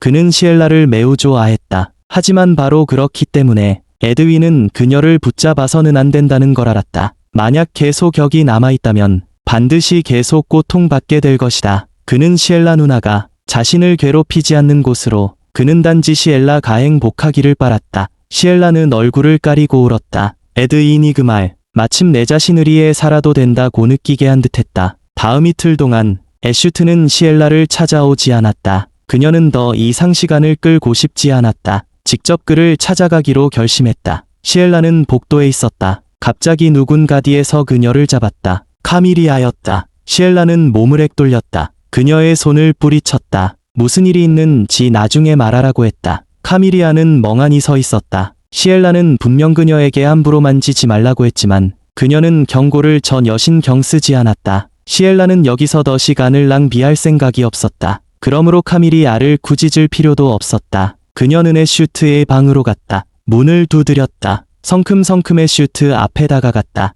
자신이 저택을 떠날 것이라고 말했다. 연락해둔 마차가 도착하면 바로 떠날 것이다. 애슈트는 급히 일어섰다. 하지만 시엘라는 이미 충분히 기다렸다. 그리고 이미 그에게 기회를 주었다. 이제 와서 애슈트와 옳고 그름을 다투고 싶지 않았다. 그가 카밀리아에게 그 말을 했을 때 이 집이 여주인이 되어 주길 바란다고, 시엘라의 이 집에서 이 임무, 그리고 그와의 계약은 모두 끝났다. 그녀가 오늘 온 것도 분명히 말하려고 온 것이다. 애슈트가 먼저 입안한 것이다. 이제에 대해 책임져야 한다. 그리고 더 이상 저택 사람들이 함부로 자신을 맞게 하지 마라. 애슈트는 초조하게 경계했다. 시엘라가 말하는 한마디 한마디 그는 이해하지 못했다. 시엘라는 빤문했다. 이 집 전체가 자신을 죄인처럼 대우하는 줄 몰랐냐? 몰랐다면 지금부터 명심해라. 시엘라는 그가 후회하지 않기를 바랐다. 이렇게 두 사람이 오랜 시간 동안 쌓아온 정을 짓밟는 것을 가능하다면 애슈트가 자신과 같은 고통을 겪기를 바랐다. 앞으로 두 사람이 다시 만나지 않기를 바랐다. 애슈트는 급히 떠나려는 시엘라를 붙잡았다. 그는 두 사람의 협력이 즐거운 줄만 알았다. 그러나 그가 몰랐던 것은 이전에는 시엘라 가똑단으로 그에게 부담을 주지 않기 위해 모든 억울함을 삼켜버렸다는 것. 하지만 지금 이 일들을 꺼내서 그에게 따지려 한다면 불공평하다. 그래서 지금처럼 점만 찍은 것이다. 시엘라도 있었지만 애슈트를 이해하지 못할 때, 하지만 이전에는 정말 마음을 써서 배려하고 양보했다. 끊임없이 타협하는 가운데 그녀는 하나씩 또 하나씩 포기했다. 결국 마지막에는 그녀는 아무것도 남지 않았다. 이렇게 계속되면 자신마저 버려질 것이다. 그래서 그녀는 떠나야 했다. 시엘라가 말한 모든 것, 모두 애슈트를 당황하게 했다. 하지만 그는 지금 시간이 없다. 밤에 시엘라와 다시 이야기하기로 결정했다. 그는 다시 한번 시엘라의 손을 놓았다. 그가 모르는 것은 여기서 떠나야만 시엘라가 제대로 살아갈 수 있다는 것이다. 그리고 그날 바로 노크턴 가문의 신데렐라가 사라진 날이었다. 결국 시엘라는 떠나는 마차에 올랐다. 정말 떠난 후 그녀는 모든 것이 너무 현실 같지 않게 느껴졌다. 지금 바라보니 그 거대한 저택이 마치 작은 장난 감성처럼 보였다. 자신이 그렇게 작은 곳에 갇혀 있었다니 떠날 용기가 없었다. 알았더라면 일찍 떠났을 텐데. 밤의 공작 저택, 모든 것이 평소와 같아 보였다. 애슈트는 앙테자카시 우스의 편지를 보고 있었다. 두 번째 황태자는 자신이 어머니의 죽음이 시엘라와 관련이 있다고 생각했다. 그는 애슈트에게 이 기회를 이용해 시엘라를 넘기기를 원했다. 카밀리아와 결혼하게. 애슈트는 그저 머리가 아팠다. 그는 시엘라를 넘기고 싶지 않았다. 그러나 두 번째 황태자는 늦든 빠르든 행동할 것이다. 시엘라가 말한 대로라면, 저택 안에 스파이가 있다면 바로 그 스파이는 두 번째 황태자의 사람이 될 것이다. 맞다. 시엘라. 애슈트는 무언가를 떠올린 듯했다. 갑자기 조금 전 시선이 선명해진 느낌이었다. 밤에 시엘라를 찾기로 했었다. 그는 깜빡 잊어버렸다. 지금이 며칠인지조차 기억하지 못했다. 그는 총지배인을 찾았다. 시엘라가 어디 있는지 물었다. 그러나 이어진 말에 애슈트는 완전히 무너졌다. 시엘라는 조금 전 저택을 떠난 상태였다. 그리고 다시는 돌아오지 않았다. 한편 시엘라는 새 집 1층을 거의 다 정리했다. 이곳은 오랫동안 비어 있었다. 그래서 청소하는데 시간이 많이 걸렸다. 하지만 그녀는 여기가 좋은 곳이라고 생각했다. 그리고 넓은 아이너리도 있다. 나중에 보육원으로 꾸밀 수 있다. 집 없는 아이들이 머물 곳이 생기는 것이다. 그때 니나는 2층에서 낡은 장을 가져왔다. 이 장은 너무 오래됐다. 시엘라는 버리기로 했다. 하지만 이렇게 먼 줄은 몰랐다. 이것 때문에 그녀는 완전히 지쳐버렸다. 자신이 체력도 걱정된다. 집을 처음 고를 때 바로 이 넓은 공간을 보고 선택했다. 하지만 혼자만으로는 관리할 수 없었다. 낯선 사람이 조금 두렵긴 하지만 그래도 사람을 고용하는 것이 좋다. 게다가 그녀는 이 모든 것에 천천히 익숙해져야 한다. 결국 공작저택을 떠났거든. 이런 생활을 맞이하기 위해서였다. 인간답게 살기 위해, 다른 사람처럼 평범한 날을 살기 위해 그녀는 그 거대한 저택이 문을 열고 나와야 했다. 그녀는 먼 곳을 바라보았다. 에드인과의 약속을 떠올렸다. 아무리 해도 반드시 행복하게 살아가야 한다. 바로 그때 한 알의 사과갓이 엘라 발치로 굴러왔다. 그녀는 그것을 주었다. 검은 머리 남자가 멀리서 걸어왔다. 그녀에게 손을 내밀었다. 부드럽게 말했다. 사과를 저에게 던져줄 수 있나요? 그의 목소리는 매우 매력적이었다. 회청색 눈동자에 은은 한 미소가 깃들어 있었다. 절세 미남이었다. 손에는 균형을 잡기 위한 검은 지팡이를 짚고 있었다. 시엘라는 아직 익숙하지 않았다. 남성과 단둘이 있는 것에 사과를 얼른 건네주기로 했다. 그리고 떠나는 개족했다. 하지만 손에 있던 사과가 땅에 굴러버렸다. 남자는 시엘라 때문에 웃음을 터뜨렸다. 신사적으로 자신 이 난간을 넘어야 한다고 말했다. 그렇다면 이 사과는 만 남의 선물로 그녀에게 주겠다고 했다. 시엘라는 잠시 그를 판단할 수 없었다. 눈앞의 사람이 정 말라쁜 사람인지 그녀는 경계심을 가득 품었다. 방금 점심을 먹었다고 설명했다. 그리고 사과를 남자에게 건넸다. 하지만 여전히 조금 의심스러웠다. 시엘라가 선택한 집 밖에는 숲이 펼쳐져 있었다. 긴 숲길을 지나서야 비로소 사람 사는 적을 볼 수 있었다. 마을 사람들이 우연히 여기에 올 리가 없다. 게다가 남자는 지팡이를 짚고 있었다. 더더욱 여기까지 오기 어렵다. 시엘라는 옷 속에 숨긴 무기를 꽉 쥐었다. 만약 남자가 다른 목적이 있다면, 그가 켈과 관련이 있다면 나는 순순히 따르지 않을 것이다. 남자는 깊은 생각에 잠긴 시엘라를 바라보았다. 살짝 미소 지었다. 말을 걸었다. 근처에 호수가 하나 있는데 가본 적 있나요? 시엘라는 그가 왜 갑자기 호수를 언급했는지 이해하지 못했다. 남자는 그녀에게 말했다. 그 호수에는 악령이 있다는 소문이 있었다. 하지만 그는 호숫가에 살면서도 악령을 본 적이 없었다. 하지만 이 소문 덕분에 거의 아무도 호숫가에 가지 않았다.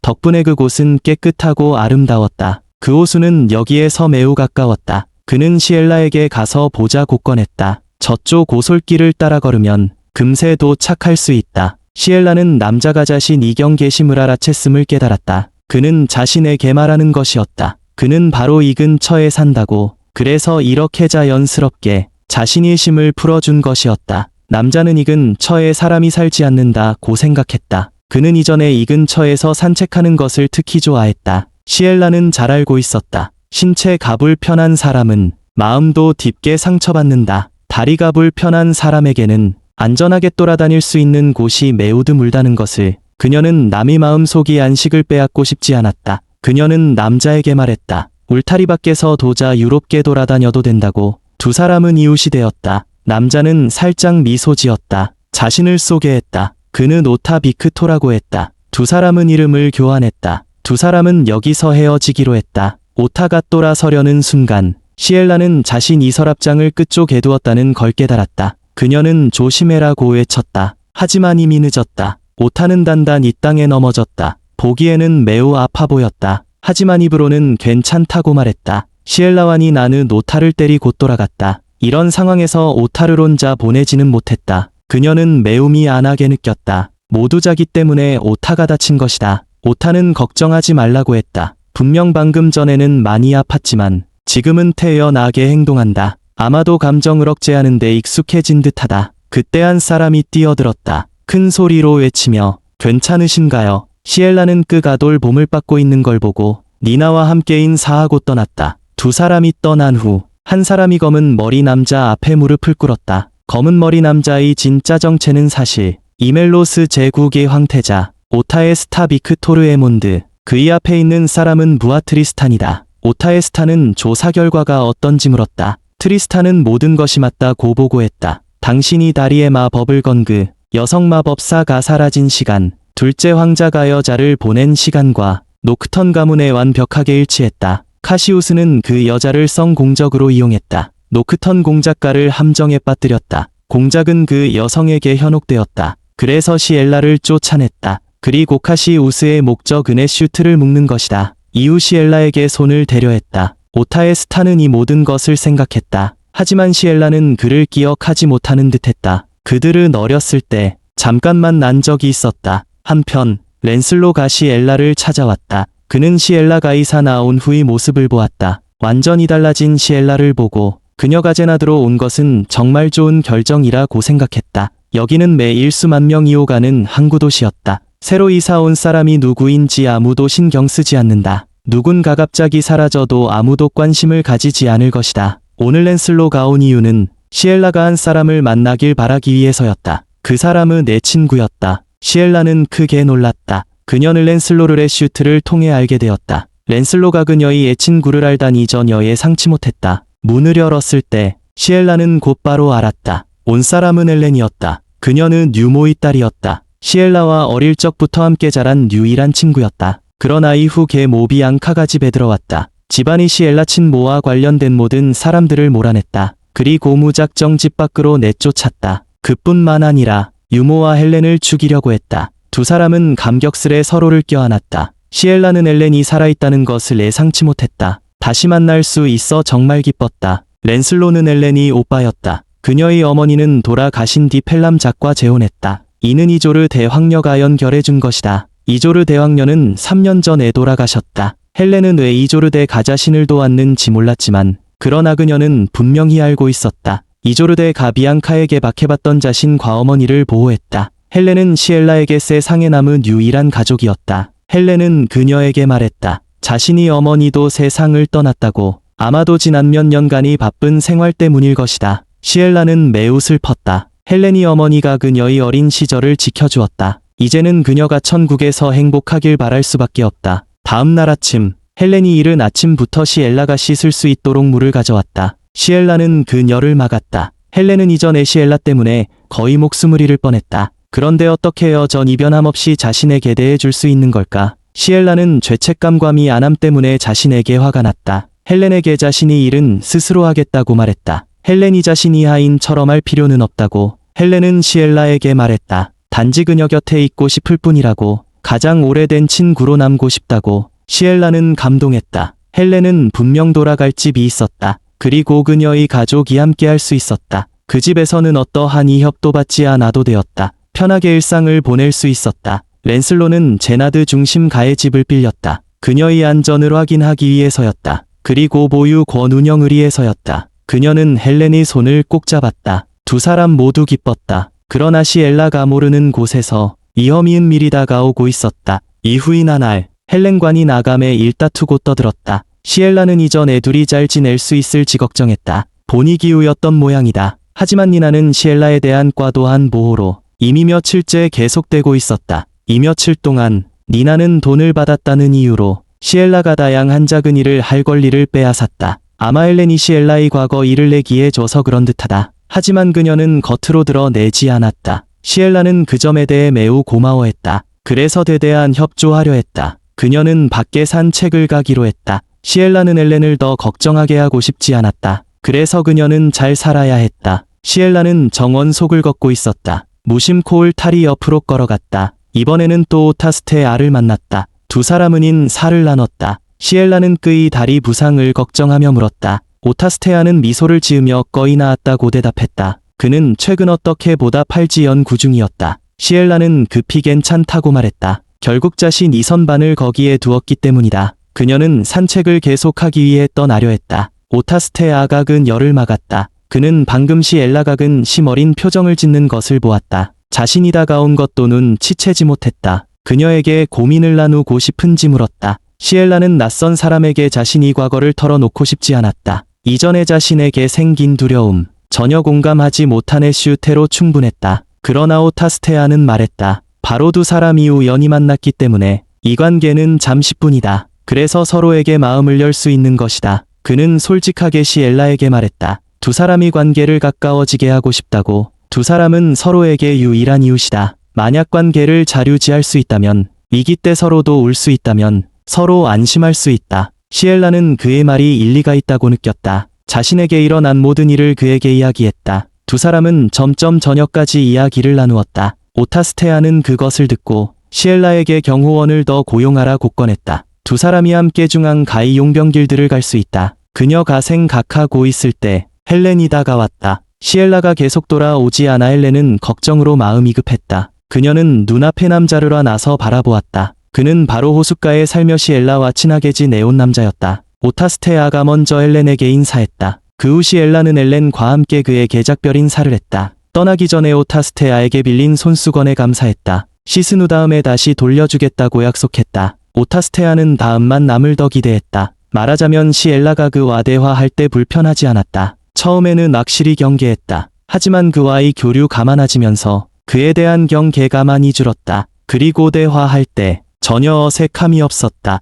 마치 남성과 단둘이 있을 때 두려워하던 것을 잊은 것 같았다. 시엘라 자신도 그에게 거부감을 느끼지 않는지 몰랐다. 헬렌은 곰곰이 생각했다. 그는 확실히 키가 크고 잘생겨서 보기 좋았다. 다리 부상은 아마 곧 나을 것이다. 지난번 니 나가 그를 치료했을 때 그의 다리 근육이 발달한 것을 보았다. 시엘라는 이 사실을 전혀 몰랐다. 두 사람은 집으로 돌아왔다. 시엘라는 모두에게 하인들을 고용하기로 결정했다고 말했다. 먼저 창고와 양 조장을 수리할 계획이었다. 이렇게 하면 전문가의 도움이 필요했다. 그 외에도 더 높고 튼튼한 울타리를 바꾸고 싶었다. 니나왈에 나가 괜찮다면 그녀는 경호원도 더 추가하고 싶었다. 두 사람 모두 반대하지 않았다. 시엘라는 테일러에게 연락할 계획이었다. 조금 후 중앙은행에 갈 계획도 있었다. 이 일은 헬렌이 막았다. 그녀는 란슬로에게 맡길 수 있었다. 방안 전체가 따뜻한 분위기로 가득 찼다. 시엘라는 평범한 사람처럼 행동하는 법을 배우고 있었다. 새로운 사람들과 재초시스했다. 사람들과 어울리는 것에 적응했다.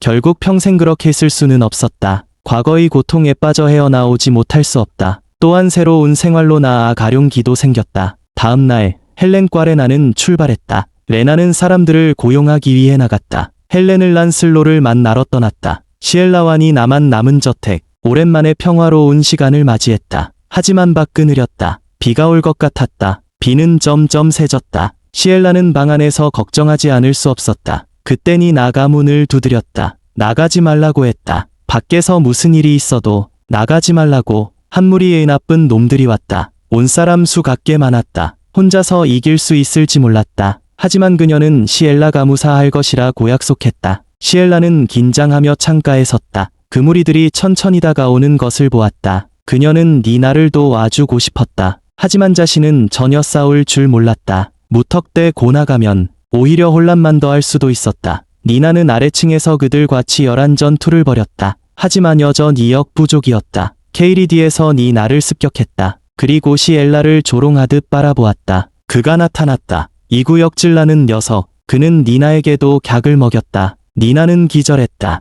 해독제는 케일의 손에 있었다. 그는 시엘라에게 말했다. 이 모든 선택권은 그녀에게 달려있다고. 시엘라는 어떻게 해결할지 고민했다. 지금 반격하면 자신이 탈출할 자신이 없었다. 일단 동의하는 척할 수밖에 없었다. 그가 경계를 풀도록 케일과 담소를 나눴다. 그동안 어떻게 지냈는지. 케일은 수년이 지난 지금 자신이 시엘라를 더 좋아하게 되었다고 말했다. 그는 시엘라를 데려가고 싶어 했다. 행복한 삶을 살게 하겠다고. 시엘라는 분노했다. 그가 자신을 괴롭혀 얼굴과 마음이 다 망가진 날들을 행복이라 불러니 그녀는 옷 속에 숨겨둔 무기를 꽉 쥐었다. 점점 가까워지는 그의 얼굴을 바라보며 마음속에 살을 같이 밀었다. 시엘라는 함부로 움직이지 말아야 한다고 경고했다. 니나의 해독제는 여전히 그의 손에 있었다. 그녀는 케일과 협상했다. 자신을 담보로 케일과 해독제를 교환하려고 했다. 케일은 당연히 동의하지 않았다. 장난스럽게 시엘라를 바라보며 그녀의 머리카락에 손을 뻗었다. 시엘라는 즉시 그의 손을 쳐냈다. 이 행동이 케일을 완전히 화나게 했다. 그는 시엘라를 향해 소리쳤다. 니나를 협박수단으로 삼았다. 시엘라인 내는 이미 한계에 다다랐다. 더 이상 망설일 시간이 없었다. 그녀는 치마 속에 숨겨둔 단검을 꺼냈다. 케일의 목을 향해 단호하게 찔렀다. 지금 반격하지 않으면 시엘라 자신이 목숨을 잃을지도 몰랐다. 케일은 피가 흐르는 목을 감싸디었다.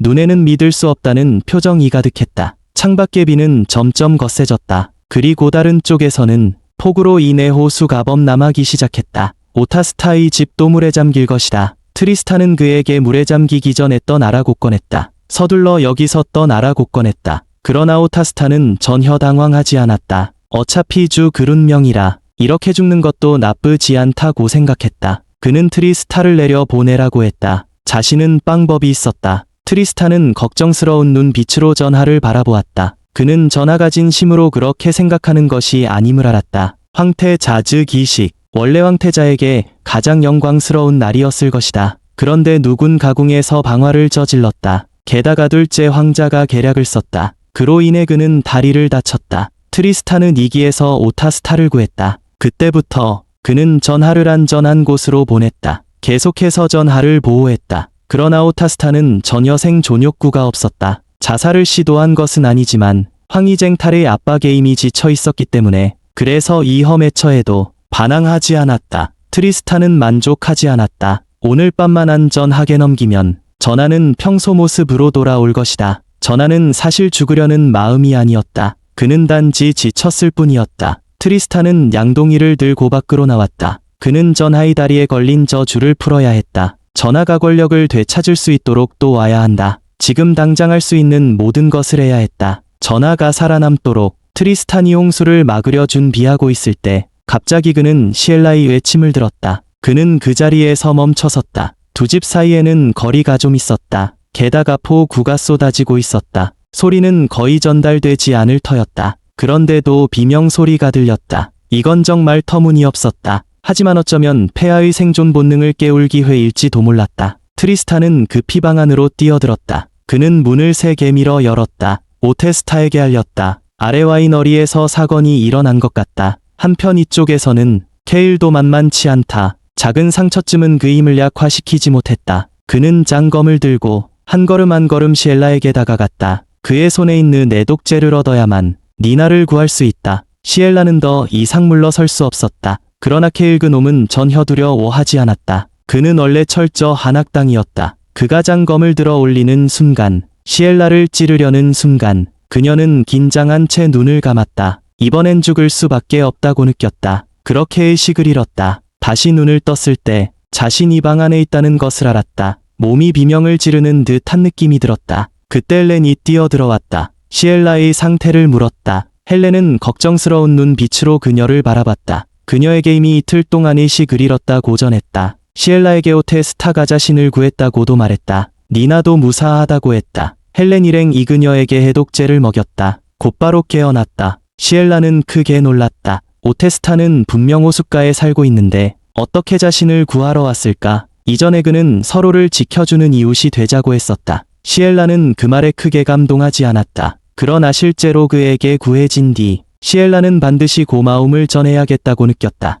헬렌은 그녀에게 충분히 시라고 했다. 헬렌은 니나를 때리고 시엘라를 만나러 올 것이다. 시엘라는 아직 많은 의문을 가지고 있었다. 예를 들어 케일은 어떻게 되었는지. 하지만 그녀 자신은 너무 지쳐 있었다. 그녀가 잠들려는 순간 문 앞에서 노크 소리가 들렸다. 오테스타였다. 그는 직접 확인하러 온 것이었다. 시엘라는 괜찮은 거예요. 헬렌이 그를 방 안으로 안내한 뒤 곧 나갔다. 오테스타는 매우신 사적으로 앉았다. 시엘라와 적절한 거리를 유지했다. 이 행동은 시엘라의 성인 남성과 단둘이 있는 불편함을 없앴다. 그녀는 오테스타에게 감사를 표했다. 그가 없었다면 시엘라는 지금 이곳에 없었을지도 모른다. 그녀는 오테스타에게 보답하고 싶었다. 그에게 원하는 것이 있으면 자신에게 말해달라고 말했다. 오테스타는 그녀에게 말했다. 자신이 그녀를 구한 것은 보답을 빨아서가 아니다. 그러니 그렇게 정중할 필요 없다. 게다가 자신은 주모자를 잡지 못했다. 케일이 도망친 것 같다. 이제 어쩌지? 그는 반드시 다시 찾아올 것이다. 하지만 오테스타는 그녀에게 말했다. 케일이 데려온 용병들은 모두 잡혀 있다. 시엘라는 잘 생각해 볼 수 있다. 그들을 어떻게 처리할지.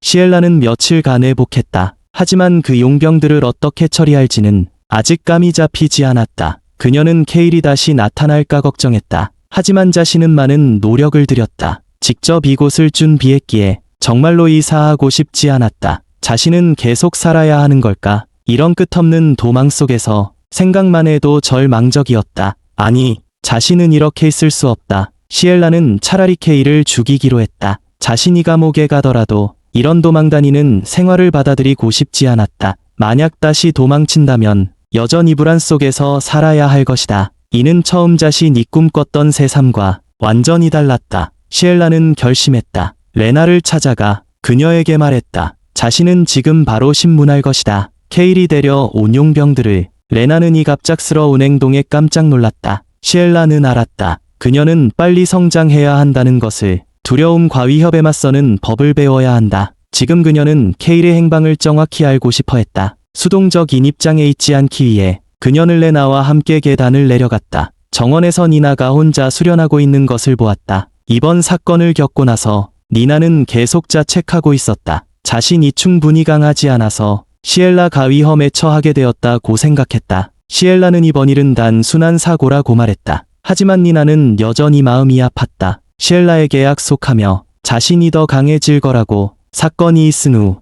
니나는 무작정 훈련에 몰두했다. 낮밤 없이 검술을 연습하며 시엘라도 매우 자책했다. 항상 자신을 따라온 탓이라고 느꼈다. 니나가 이런 고생을 겪게 된 것이라고. 하지만 니나의 진지한 눈빛을 보며 시엘라는 더 이상 말할 수 없었다. 그녀에게 시라고 말할 수 없었다. 니나는 그녀들을 알아차렸다. 걸어 들어왔다. 어디 가냐고 물었다. 레나가 그녀에게 말했다. 시엘라가 직접 그 용병들을 신문할 것이라고. 니나는 이 소식을 듣고 크게 놀랐다. 그녀는 너무 위험하다고 생각했다. 자신도 함께 가겠다고 했다. 시엘라는 케이동의했다. 세 사람은 용병이 갇힌 문 앞에 도착했다. 니나가 가장 앞에 서기를 살폈다. 시엘라가 위험에 처하지 않도록. 다행히 안에는 약간의 약취만 있었을 뿐 다른 이상은 없었다. 세 사람은 안으로 들어갔다. 트리스탄은 놀란 눈으로 그들을 바라보았다. 그는 시엘라가 올 줄은 몰랐다. 그녀에게 이곳이 광경이 불편할 수 있다고 알렸다. 시엘라도 트리스탄이 여기에 있을 줄은 몰랐다. 레나가 그녀에게 말했다. 요 며칠 동안 트리스탄이 계속 여기 있었다고. 이용병들을 관리하고 있었다. 시엘라는 여전히 이해하지 못했다. 그는 분명 오테스타의 경호원인데 왜게 소격이에 있는 걸까? 그러나 트리스탄은 갑자기 무릎을 꿇었다. 자발적으로 여기 석영비를 써고 있다고 말했다. 오테스타가 그를 말린 적도 있었다. 이렇게 하면 시엘라에게 부담이 될 것이라고. 하지만 트리스탄은 나름의 이유가 있었다. 반드시 여기에 남아야 한다고. 시엘라는 그에게 당황했다. 빨리 일어나라고 했다. 니나는 우스꽝스러운 두 사람을 보며 웃음에 눈물이 났다. 하지만 레나가 그들을 제지했다. 얼른 본론으로 들어가라고 했다. 한편 대륙이 다른 쪽에서는 애슈트는 시엘라를 찾는 것을 끝까지 포기하지 않았다. 마침내 그의 끈질긴 노력 끝에 그는 시엘라의 행방을 알게 되었다. 그리고 현재의 주소도 알게 되었다. 그가 출발 준비를 하려던 순간, 직접 시엘라의 현재 거처로 가려던 순간, 에드윈이 그를 막았다. 화난 표정으로 그에게 물었다. 진심으로 무언가를 되찾고 싶다면 왜 시엘라 가저택에 있을 때 제대로 소중히 여기지 않았는가? 그녀에게 잘 대해주지 않았는가? 시엘라 언니는 어쩌다 보니 어렵게 얻은 행복한 삶. 에드윈은 이를 눈뜨고 볼 수 없었다. 애슈트는 그저 웃으었다. 그는 에드윈이 전혀 사정을 모른다고 생각했다. 그의 눈에는 혼자 약속을 어기고 알리지 않고 떠난 것, 자신을 곤란하게 만든 바로 시엘라였다. 그는 에드윈이 만류해도 아랑곳하지 않고 여전히 출발 준비를 하고 있었다. 에드윈은 여전히 애슈트와 논쟁 중이었다. 데니스가 나와 에드윈을 붙잡았다. 그를 방으로 데려가려 했다. 에드윈은 다가온 사람을 확인했다. 한 손으로 그를 부리쳤다. 왜 아직 저택에 있는 거냐고 물었다. 왜 애슈트는 아직 그를 내쫓지 않았냐고. 데니스가 억울하다고 소리쳤다. 입으로는 아무리 자신이 싫어도 중상은 하면 안 된다고 했다. 에드윈은 조금도 가리지 않고 있는 그대로 모두 말했다. 그날 수상한 남자가 자신을 밀쳤다고. 덕분에 거의 죽을 뻔했다고. 그런데 데니스는 곁에서 가만히 지켜보기만 했다고. 데니스는 필사적으로 변명하며 자신과의 연관을 벗어나려 했다. 사람들은 떠들썩하게 논쟁했다. 하지만 애슈트 가입을 열었다. 자신은 이미 저택의 모든 하인들을 신문했다고. 하지만 아무도 그 수상한 남자를 본 적이 없었다. 에드윈이 반박했다. 그 사람은 분명 두려워서 황급히 도망쳤을 것이다. 두 사람은 언쟁을 벌였다. 그때 카밀리아가 계단을 내려왔다. 그날의 사건을 똑똑히 봤다고 말했다. 사건 이전 말, 디니스는 신나서 앞으로 나섰다. 그녀가 자신을 지지하러 온 줄 알았다. 하지만 카밀리아는 그를 무시하고 지나쳤다. 공작에게 말했다. 에드윈이 말이 모두 사실이라고. 그녀는 모든 것이 단순한 사고라고 생각했다. 집사는 사건이 갑작스러워서 그저 멍하니 서 있었던 것일지도 모른다고. 애슈트는 왜 이제야 말하는지 아해했다. 카밀리아는 설명했다. 에드윈이 거짓말한다 고 의심받는 모습을 보고 싶지 않았다고. 애슈트는 머리가 지끈거렸다. 즉시 디니스를 저택에서 쫓아내라고 명령했다. 한 번도 뒤돌아보지 않고 나갔다. 그 후 에드윈은 카밀리아를 찾았다. 왜 거짓말을 했는지 물었다. 그날 그녀는 분명 방에서 쉬고 있었는데 카밀리아는 그냥 그에게 말했다. 인생을 살면서 가끔은 거짓말이 필요할 때도 있다고. 저택이 창고 안 트리스탄이 시엘라를 때리고 그 용병들 앞에 섰다. 용병들은 두려움으로 가득 찼다. 시엘라는 신문을 시작했다. 진실되게 대답하라고 경고했다. 만약 한마디라도 거짓을 하면 가차없을 것이라고. 그녀는 용병들에게 어느 기사단 소속인지 물었다. 용병들은 떨면서 입을 열었다. 그들은 모두 떠돌이 용병이었다. 돈만 주면 일을 맡았다. 첫 질문부터 막다른 길에 빠졌다. 하지 말래 나가 허점을 발견했다. 이 사람들이 거짓말을 하고 있었다. 그중 한 용병이 머리 이 흉터는 이전 애은 적을 숨기려 한 것이었다. 트리스탄도 지적했다. 만약 사실이라면 이 용병들의 얼굴이 흉터는 이들이 전문 살인자임을 의미한다. 니나가 덧붙였다. 보려 패것은 이 사람이 기조그람 살한 증거라고. 그리고 이마 위 흉터는 성추행범 죄의 증거였다. 시엘라는 이 사람들이 단순히 켈에 개용당한 줄 알았다. 하지만 모두 용서할 수 없는 범죄자였다. 원래 그녀는 이 사람들에게 케일에 대한 정보를 제공하면 풀어줄 생각이었다. 그러나 이제 볼 필요조차 없었다. 이용병들을 신문할 필요도 없었다. 이미 2단계까지 왔으니 시엘라는 자신 이 방식으로 이 일을 처리해야 했다. 우선 저택 이경비를 강화해야 했다. 그녀는 테일러에게 편지를 썼다. 다시 몇 명을 보내달라고 부탁하며 니나와 레나처럼 믿을 수 있는 용병, 그리고 마지못해 레너드에게 편지를 썼다. 그녀는 레너드 가당주로서 케일을 아벡 가문에서 쫓아낼 필요가 있었다. 이렇게 하면 케일은 평민과 같은 신분이 된다. 만약 다음번 시엘라가 다시 위협을 받으면 귀족 신분으로 직접 처리할 수 있다. 두 통이 편지를 쓴 후 헬렌이 차를 내어 시엘라에게 건넸다. 이건 오테스타가 일부러 가져온 차였다. 시엘라는 멍해졌다. 헬렌은 덧붙여 말했다. 란슬로 가소식을 전했다. 은행이 시엘라의 자산을 이곳 은행으로 이전하는 것을 허락했다. 대략 4일이면 완료될 것이다. 만약 그녀가 레나드와 협력한다면 반드시 손에 카드가 있어야 한다. 지금 이 돈이 도착한 것이 딱 맞았다. 그가 직접 볼 수 있다면 유백석 광산의 일부 상속권을 흔쾌히 동의할 것이다. 시엘라는 헬렌에게 부탁해 편지를 모두 발송했다. 며칠 후 헬렌이 떨며 시엘라의 방 앞에 나타났다. 손님이 왔다고 전했다. 레나드는 어떻게 찾아왔는지 알 수 없었다. 게다가 마차에는 많은 보석과 선물이 실려 있었다. 시엘라는 일어섰다. 헬렌에게 그가 자신을 매수하러 온 것이라고 말했다. 그들 사이에는 거래뿐이다. 헬렌은 불만스러웠다. 원래 레나드 값에 앗은 것이다. 시엘라에게 속한 모든 것, 그녀 마음속에는 다 알고 있었다. 하지만 지금은 얼굴을 붉힐 때가 아니었다. 그녀는 응접실로 향했다. 레나드를 만났다. 어떻게 여기까지 찾아왔는지 물었다. 자신은 편지에 주소를 남기지 않았다. 레나드는 그녀에게 말했다. 자신은 어머니의 편지를 받았다. 시엘라의 계모에게서 온 것이었다. 그녀는 아마도 케일이 여기서 한 일을 들은 것 같다. 시엘라는 추측했다. 케일이 계모에게 도망쳤을 것이라고. 레나드는 또한 그녀에게 말했다. 계모는 지금 매우 화가 나 있다. 게다가 그녀를 죽이도록 사람을 고용하고 싶어 한다. 하지만 레나드는 더 많은 돈을 써서 그 사람들을 떠나게 했다. 하지만 이것은 장기적인 해결책이 아니다. 레나드가 할 수 있는 일은 한정적이다. 시엘라는 미리 준비해야 했다. 자신을 지켜야 한다. 계모가 이렇게 하는 이유는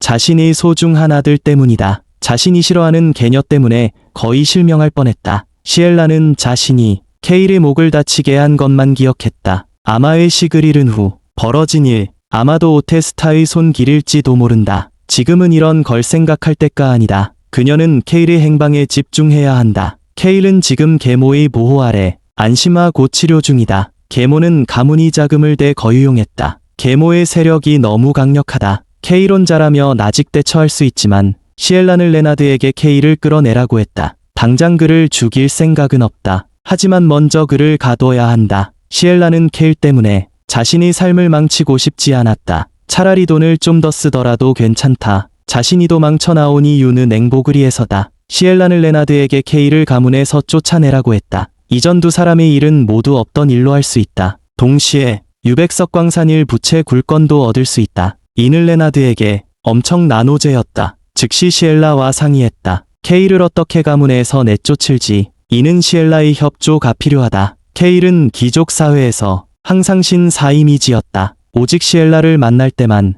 이성을 잃는다. 그가 큰 실수를 하게 하려면 시엘라가 반드시 현장에 있어야 한다. 그는 시엘라에게 직접 무도회를 열라고 제안했다. 그 후 케일은 반드시 사람들이 무도회에 참석하는 날 시엘라에게 손을 대게 될 것이다. 레나드는 그녀에게 약속했다. 무도회 준비는 그의 아내에게 맡기면 된다. 시엘라는 참석만 하면 된다. 그리고 그녀의 안전을 보장하겠다고 약속했다. 시엘라는 레나드의 선물을 거절했다. 하지만 그는 마차를 남겨두 곧 떠났다. 아내는 많은 애복이 있었다. 이엘레는 기뻐했다. 시엘라가 이해하는 것을 보고 이 드레스들은 분명 레나드의 아내 시비아가 고른 것이다. 레나드의 아버지 원래 어느 남작이 마부였다. 시비아는 그 집의 외동딸이었다. 레나드는 아버지를 따라 마구간으로 갈 때 시비아를 만났다. 두 사람은 연애를 시작했다. 그러나 시비아 부모의 반대로 헤어졌다. 나중에 계모는 두 아들을 때리고 르루 아벡작 가문에 시집갔다. 두 사람은 무사히 결혼했다.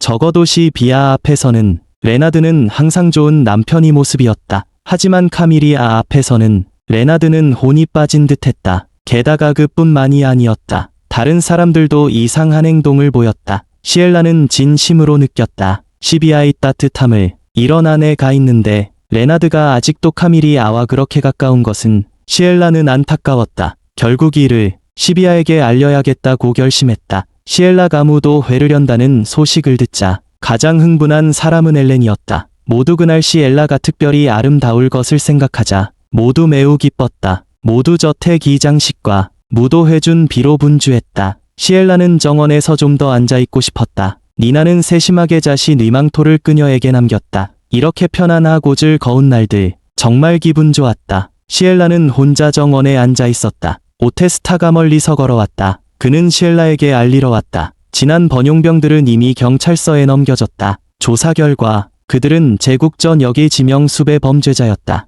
경찰은 그들의 개현 상금 일부를 지급했다. 오테스타는 이 돈을 전부 시엘라에게 주고 싶었다. 어쨌든 이건 시엘라의 노력 덕분이다. 현상금을 다 주는 것도 오테스타는 기꺼웠다. 게다가 이것은 서로 충성스러운 오이였다. 협력하여 처리한 며칠 후 시엘라는 이 현상금을 받았다. 하지만 이렇게 많을 줄은 몰랐다. 그녀는 트리스탄을 불렀다. 전부 받기 어렵다고 말했다. 자신은 절반만 가져갈 수 있다. 트리스탄은 재빨리 거절했다. 분명히 그들은 독단적으로 시엘라의 일에 끼어든 것인데 어떻게 돈을 받을 수 있겠는가? 시엘라는 그에게 말했다. 받지 않으면 마음이 불편할 거라고. 결국 트리스탄은 받아들였다. 시엘라는 정원을 거닐었다. 트리스탄을 남겨두고 헬렌이 그에게 물을 따라주었다. 왜 오테스타가 오지 않았는지 물었다. 트리스탄이 설명했다. 그는 최근 개인적인 일을 처리해야 해서 그래서 바쁘다고 했다. 게다가 이제 방법을 찾았다. 다리를 꽂히는 방법을. 당분간 모두는 그를 볼 수 없을 것이다. 이 일은 아직 비밀로 해야 한다. 헬렌은 비록 하고 싶었지만 즉시 시엘라에게 이 기쁜 소식을 전하고 싶었다. 하지만 참아야 했다. 대륙이 반대편에서 거리에는 사람들이 북적이고 있었다. 데이니스는 어둠 속에 숨어 주변이 모든 것을 살피고 있었다. 그는 억울함으로 가득 차 있었다. 어쩌다 이런 처지가 되었을까? 원래는 로집 사이 자리를 잇고 공작저택의 차기 총관이 될 사람이었다. 미래의 공작 부인도 자신을 신뢰했다. 도대체 무엇이 이렇게 만든 걸까? 카밀리아마저 얌전히 떠나라고 했다. 밖으로 나간 뒤에는 그녀의 연락이 없으면 함부로 움직이지 말라고. 그리고 이번에는 바로 카밀리아가 그를 여기로 불렀다. 그녀는 데니스에게 말했다. 공작저택에 뒷문이 있다는 걸 알려줘서 무사히 빠져나올 수 있었다고. 하지만 데니스는 전혀 기억이 나지 않았다. 자신이 그런 말을 한 적이 있었는지. 이곳은 눈과 귀가 많다며 두 사람은 장소를 옮기기로 했다. 점점 인적이 드문 곳으로 가더니 마침내 골목 끝에 도착했다. 데이니스는 다 급하게 물었다. 언제쯤 공작저택으로 돌아갈 수 있냐고. 한참 후에야 카밀리아가 차갑게 입을 열었다. 아마 영원히 못 돌아갈 거야. 데이니스는 그 자리에 얼어붙었다. 흥분해서 무슨 뜻이냐고 물었다. 전에 분명히 약속했잖아. 카밀리아는 그의 팔에 손을 얹었다. 데이니스는 주위가 갑자기 차가워지는 걸 느꼈다. 다음 순간 몸이 움직이지 않았다. 카밀리아는 손목을 문지르며 웃으며 그에게 말했다. 그동안 수고 많았어. 그제야 그녀는 본 모습을 드러냈다. 데이니스에게 말하길 제2왕자도 그의 활약에 만족했다고. 골목은 결국 고요해졌다. 시엘라의 저택에서는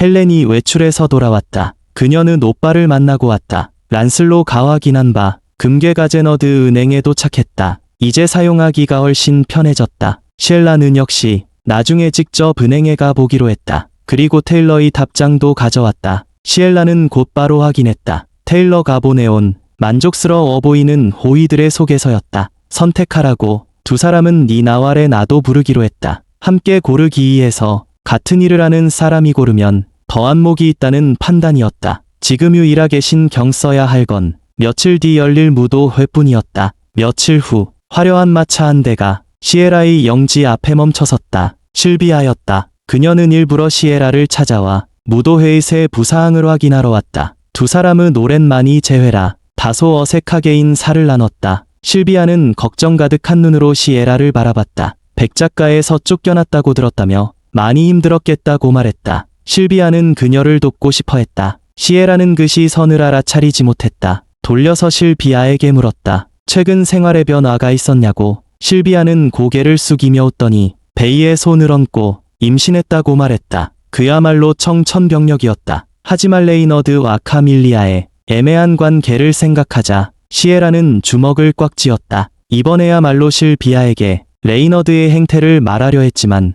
지금 상황에서는 차마 입이 떨어지지 않았다. 그녀는 너무나 행복해 보였다. 그걸 깨고 싶지 않았다. 하지만 침묵한다면 레이너드와 한패가 되는 셈이었다. 그건 실비아에게 너무 불공평했다. 실비아는 그녀가 말이 없자 무슨 일이냐고 물었다. 시에라는 놀라서 그렇다고 둘러댔다. 이 순간에 도저히 실비아에게 말할 수 없었다. 그때 레이너드가 들어왔다. 시에라 영지 주변의 풍경을 칭찬하며 실비아에게 산책을 꺼냈다. 그렇게 방에는 둘만 남았다. 그는 곧장 자리에 앉아 시에라에게 말했다. 케일이 언제든 움직일 수 있다고. 무도회를 서둘러야 한다고. 실비아도 동의했다고 했다. 이번 무도회의 주대자는 바로 실비아였다. 이 무도회는 케일을 잡기 위한 계획이었다. 실비아는 깜짝 선물을 준비하고 있었다. 아직 임신 사실을 레이너드에게 알리지 않았다. 그녀는 이 무도회의 진짜 목적도 몰랐다. 이 계획대로라면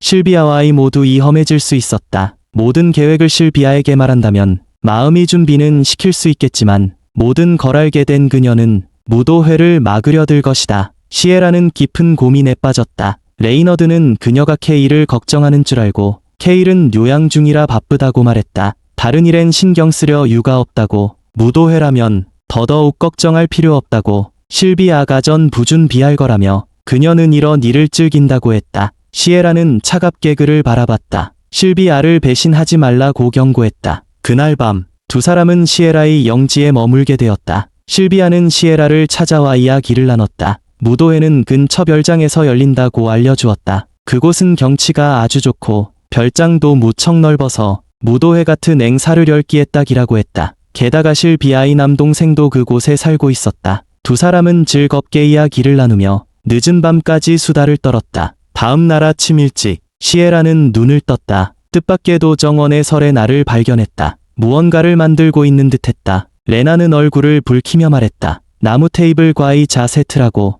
이걸 레나가 직접 만든 것이었다. 무도회 선물로 시에라에게 주고 싶다고 했다. 헬렌은 사교계 대비 무도회가 기조경애에게 매우 중요하다고 말했었다. 그래서 예전에 밖에서 식사하던 때를 떠올렸고 그때 시에라가 무척 즐거워했던 게 생각났다고. 이런 테이블과 의자가 있으면 여기서 편하게 식사나 차를 마실 수 있을 거라며 시에라는 감동이 눈물을 흘렸다. 한편 녹튼 공작저택에서는 에드윈이 카밀리아의 침대 곁을 지키고 있었다. 카밀리아는 이유도 모른 채 또다시 쓰러졌었다. 저택위에 사는 이미진 차를 마쳤지만 특별한 이상은 발견되지 않았다. 다행히도 잠시 후 그녀는 다시 의식을 되찾았다. 이 소식을 들은 애슈트도 급히 달려왔다. 그는 카밀리아가 일어서는 모습을 보았다. 그녀의 몸 상태를 물었다. 카밀리아는 괜찮다고 말했다. 천천히 애슈트를 향해 손을 뻗었다. 에드윈은 그 모습을 지켜보고 있었다. 하지만 카밀리아는 손을 멈췄다.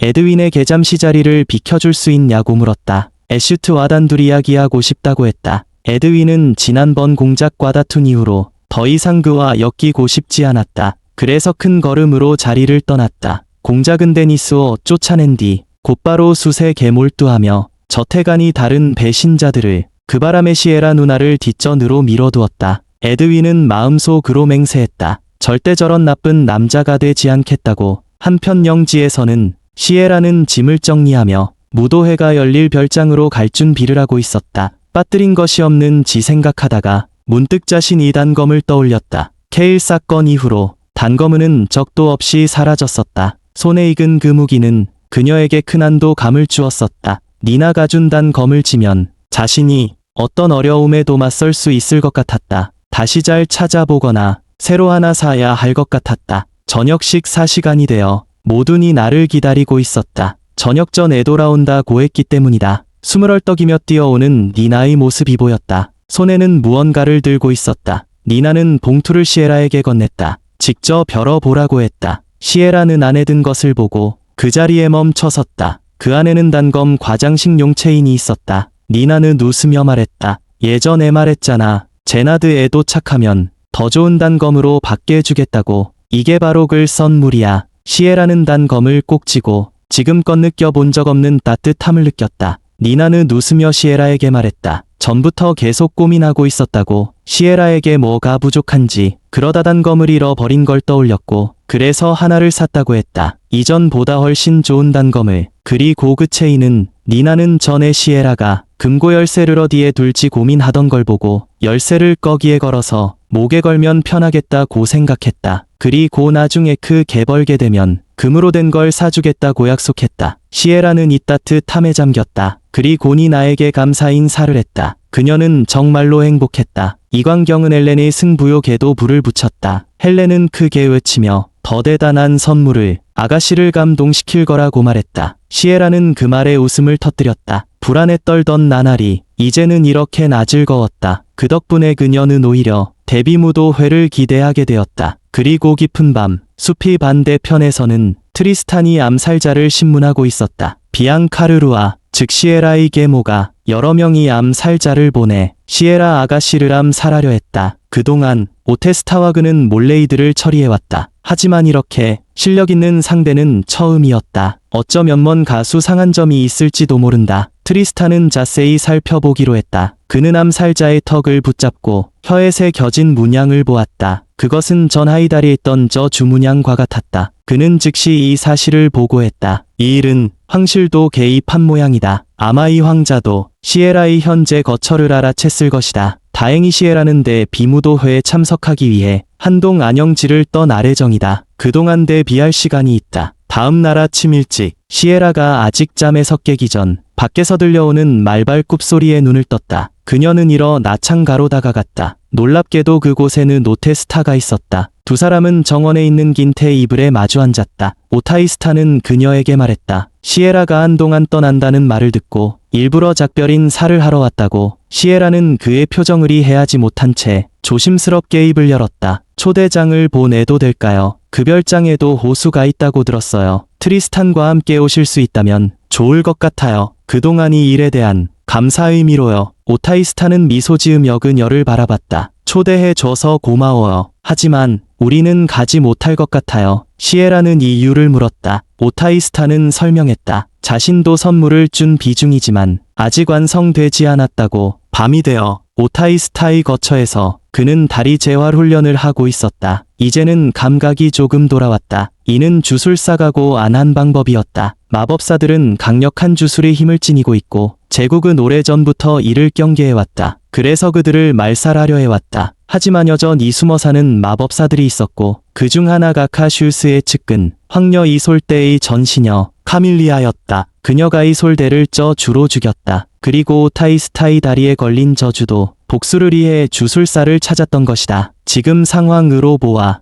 카밀리아와 맞설 수 있을지도 모른다. 다리만 더 빨리 회복된다면 직접 무도회에 갈 수 있다. 한편 노크턴 공작 저택에서는 애슈트도 카일의 행방을 알게 되었다. 카일의 상태는 이미 병적이라 할 정도였다. 게다가 제2황 자카슈스가 잦은 서신으로 시에라를 넘기라 재촉했다. 시에라는 전혀 모르고 있었다. 자신의 처지가 얼마나 위험한지 그는 이를 방치할 수 없었다. 애슈트는 하인에게 명령했다. 제나드로 가겠다고. 며칠 뒤 시에라 일행의 노벨 별장에 도착했다. 브리스 가그들을 맞이했다. 그는 실비아의 남동생이었다. 시에라는 그에게 인사를 건넸다. 브리스는 말했다. 누나와 레너드는 뇌출 중이라고. 자신이 방으로 안내하겠다고. 시에라는 낯선 남자에게 여전히 두려움을 느꼈다. 브리스에게 아기가 없다는 걸 알지만 스스로 진정하면 된다고 생각했지만 손이 쉽게 나가지 않았다. 브리스는 분명 이상하다고 느꼈겠지. 브리스는 무언가를 깨달았다. 자신이 신뢰를 범했다고 사과하며 시에라 가장갑을 끼지 않은 걸 몰랐다고 말했다. 브리스는 조심스럽게 물었다. 제가 앞에서 안내해도 괜찮을까요? 시에라는 브리스의 배려에 감사했고 그를 따라준 비덴 방으로 향했다. 방 안에서는 니나와 레나가 짐을 정리하고 있었다. 시에라는 창가에 앉아 멍하니 있었다. 아까의 일이 아직도 마음에 남아 있었다. 니나와 레나는 그녀의 기색을 알아차리고 밖에 나가기 분전환을 하자고 했다. 시에라는 기꺼 이동이했다. 그날 저녁 식사 자리에서 실비아는 브리스가 직접 시에라를 맞이했다는 말을 듣고 놀랐다. 그녀는 긴장한 얼굴로 물었다. 혹시 불편한 일을 겪지는 않았는지. 시에라는 급히 아니라고 말했다. 오히려 자신이 무례했다고. 레너드는 사정을 듣고 시에라에게 자책하지 말라고 했다. 무도회 준비에만 집중하면 된다고. 그 후로 시에라와 실비아는 무도회를 위해 계속해서 준비를 이어갔다. 하인이 찾아와 전했다. 연애 기획자가 꽃을 가져왔고 실비아의 확인이 필요하다고. 그녀는 시에라에게 혼자 다녀오겠다고 말하며 시에라는 남아 초대장 마무리를 맡았다. 실비아가 떠난 뒤 시에라는 펜을 들고 망설였다. 오타이 스타가 이미 거절했지만 혹시 몰라 초대장을 보내고 싶었다. 하지만 받는 사람이 부담을 느낄까 걱정됐다. 자신도 이유를 알 수 없었고 바람을 쐬러 나가기로 했다. 그녀는 혼자서 정원현 목가로 향했다. 역시 마음이 금세 가라앉았다. 혼자만이 시간을 즐기던 그때 뒤에서 갑자기 소리가 났다. 브리스였다. 이미 누군가와 있었던 것이다. 그는 시에라를 방해하고 싶지 않아 돌아서려 했지만 시에라가 그를 불러 세웠다. 그녀는 이 기회에 브리스에게 솔직히 말하고 싶었다. 시에라는 솔직하게 덜어놓았다. 아까는 자신의 문제였다고. 브리스는 설명했다. 시에라가 손을 내밀지 않아 오히려 자신도 좋았다고. 자신은 결벽증이 있어서 전혀 미안해할 필요가 없다고. 시에라는 처음으로 자신과 비슷한 사람을 만났다. 어쩌면 잘 맞을지도 모른다고 느꼈다. 브리스는 시에라가 자신을 크게 거부하지 않는 걸 보고 더 피하지 않기로 했다. 조용히 책을 읽을 공간이 필요했기에 두 사람은 그렇게 정원에서 각자의 시간을 보냈다. 하지만 평온한 시간은 오래 가지 않았다. 하인이 급히 브리스에게 달려와 보고했다. 손님이 찾아왔다고. 그 시각 실비아와 백작은 연애 기획자와 함께 외출 중이었다. 그리고 초대받지 않은 손님은 계모 비앙카였다. 그 인물을 본 순간 시에라는 그 자리에 얼어붙었다. 그렇다면 카일도 온 걸까? 그럼 자신이 계획은 어떻게 되는 거지? 계모의 섬뜩한 얼굴이 머릿속에서 점점 커져갔다. 시에라는 계모를 방으로 데려가 먼저 공격하기로 결심했다. 비앙카에게 따져 물었다. 자신을 암살하려 고작 객을 고용했냐고. 그 말을 들은 비앙카는 순간 굳어버렸다. 손에 들고 있던 찻잔을 떨어뜨렸다. 하지만 입을 열 자시에라를 탓했다. 갑자기 이상한 말을 해서 놀라 찻잔을 떨어뜨렸다고. 이것은 비앙카간을 쓰던 수법이었다. 무슨 나쁜 일이 생기면 전부 시에라 탓으로 돌리고 죄책감을 느끼게 만들었다. 시에라는 더 이상 넘어가지 않았다. 대놓고 배상하라고 말했다. 이제는 더 이상 가스라이팅당하지 않았다. 지금 이 자신은 이미 성장했고 비앙카의 연극에 맞춰줄 생각도 없었다. 아픈 곳을 찔린 비앙카는 분노의 차자리에서 일어나 시에라가 버릇없다고 꾸짖었다. 시에라는 곧바로 말을 끊고 카일도 함께 왔느냐고 되물었다. 비앙카가 여기까지 온 건 카일이 다친 일로 책임을 묻기 위해서 아니냐고. 비앙카도 더는 연기하지 않았다. 큰 소리로 외쳤다. 어떻게 친 오빠를 찌를 수 있느냐고. 말이 끝나기도 전에 시에라가 다 노히 끊어버렸다. 정당방위였다고.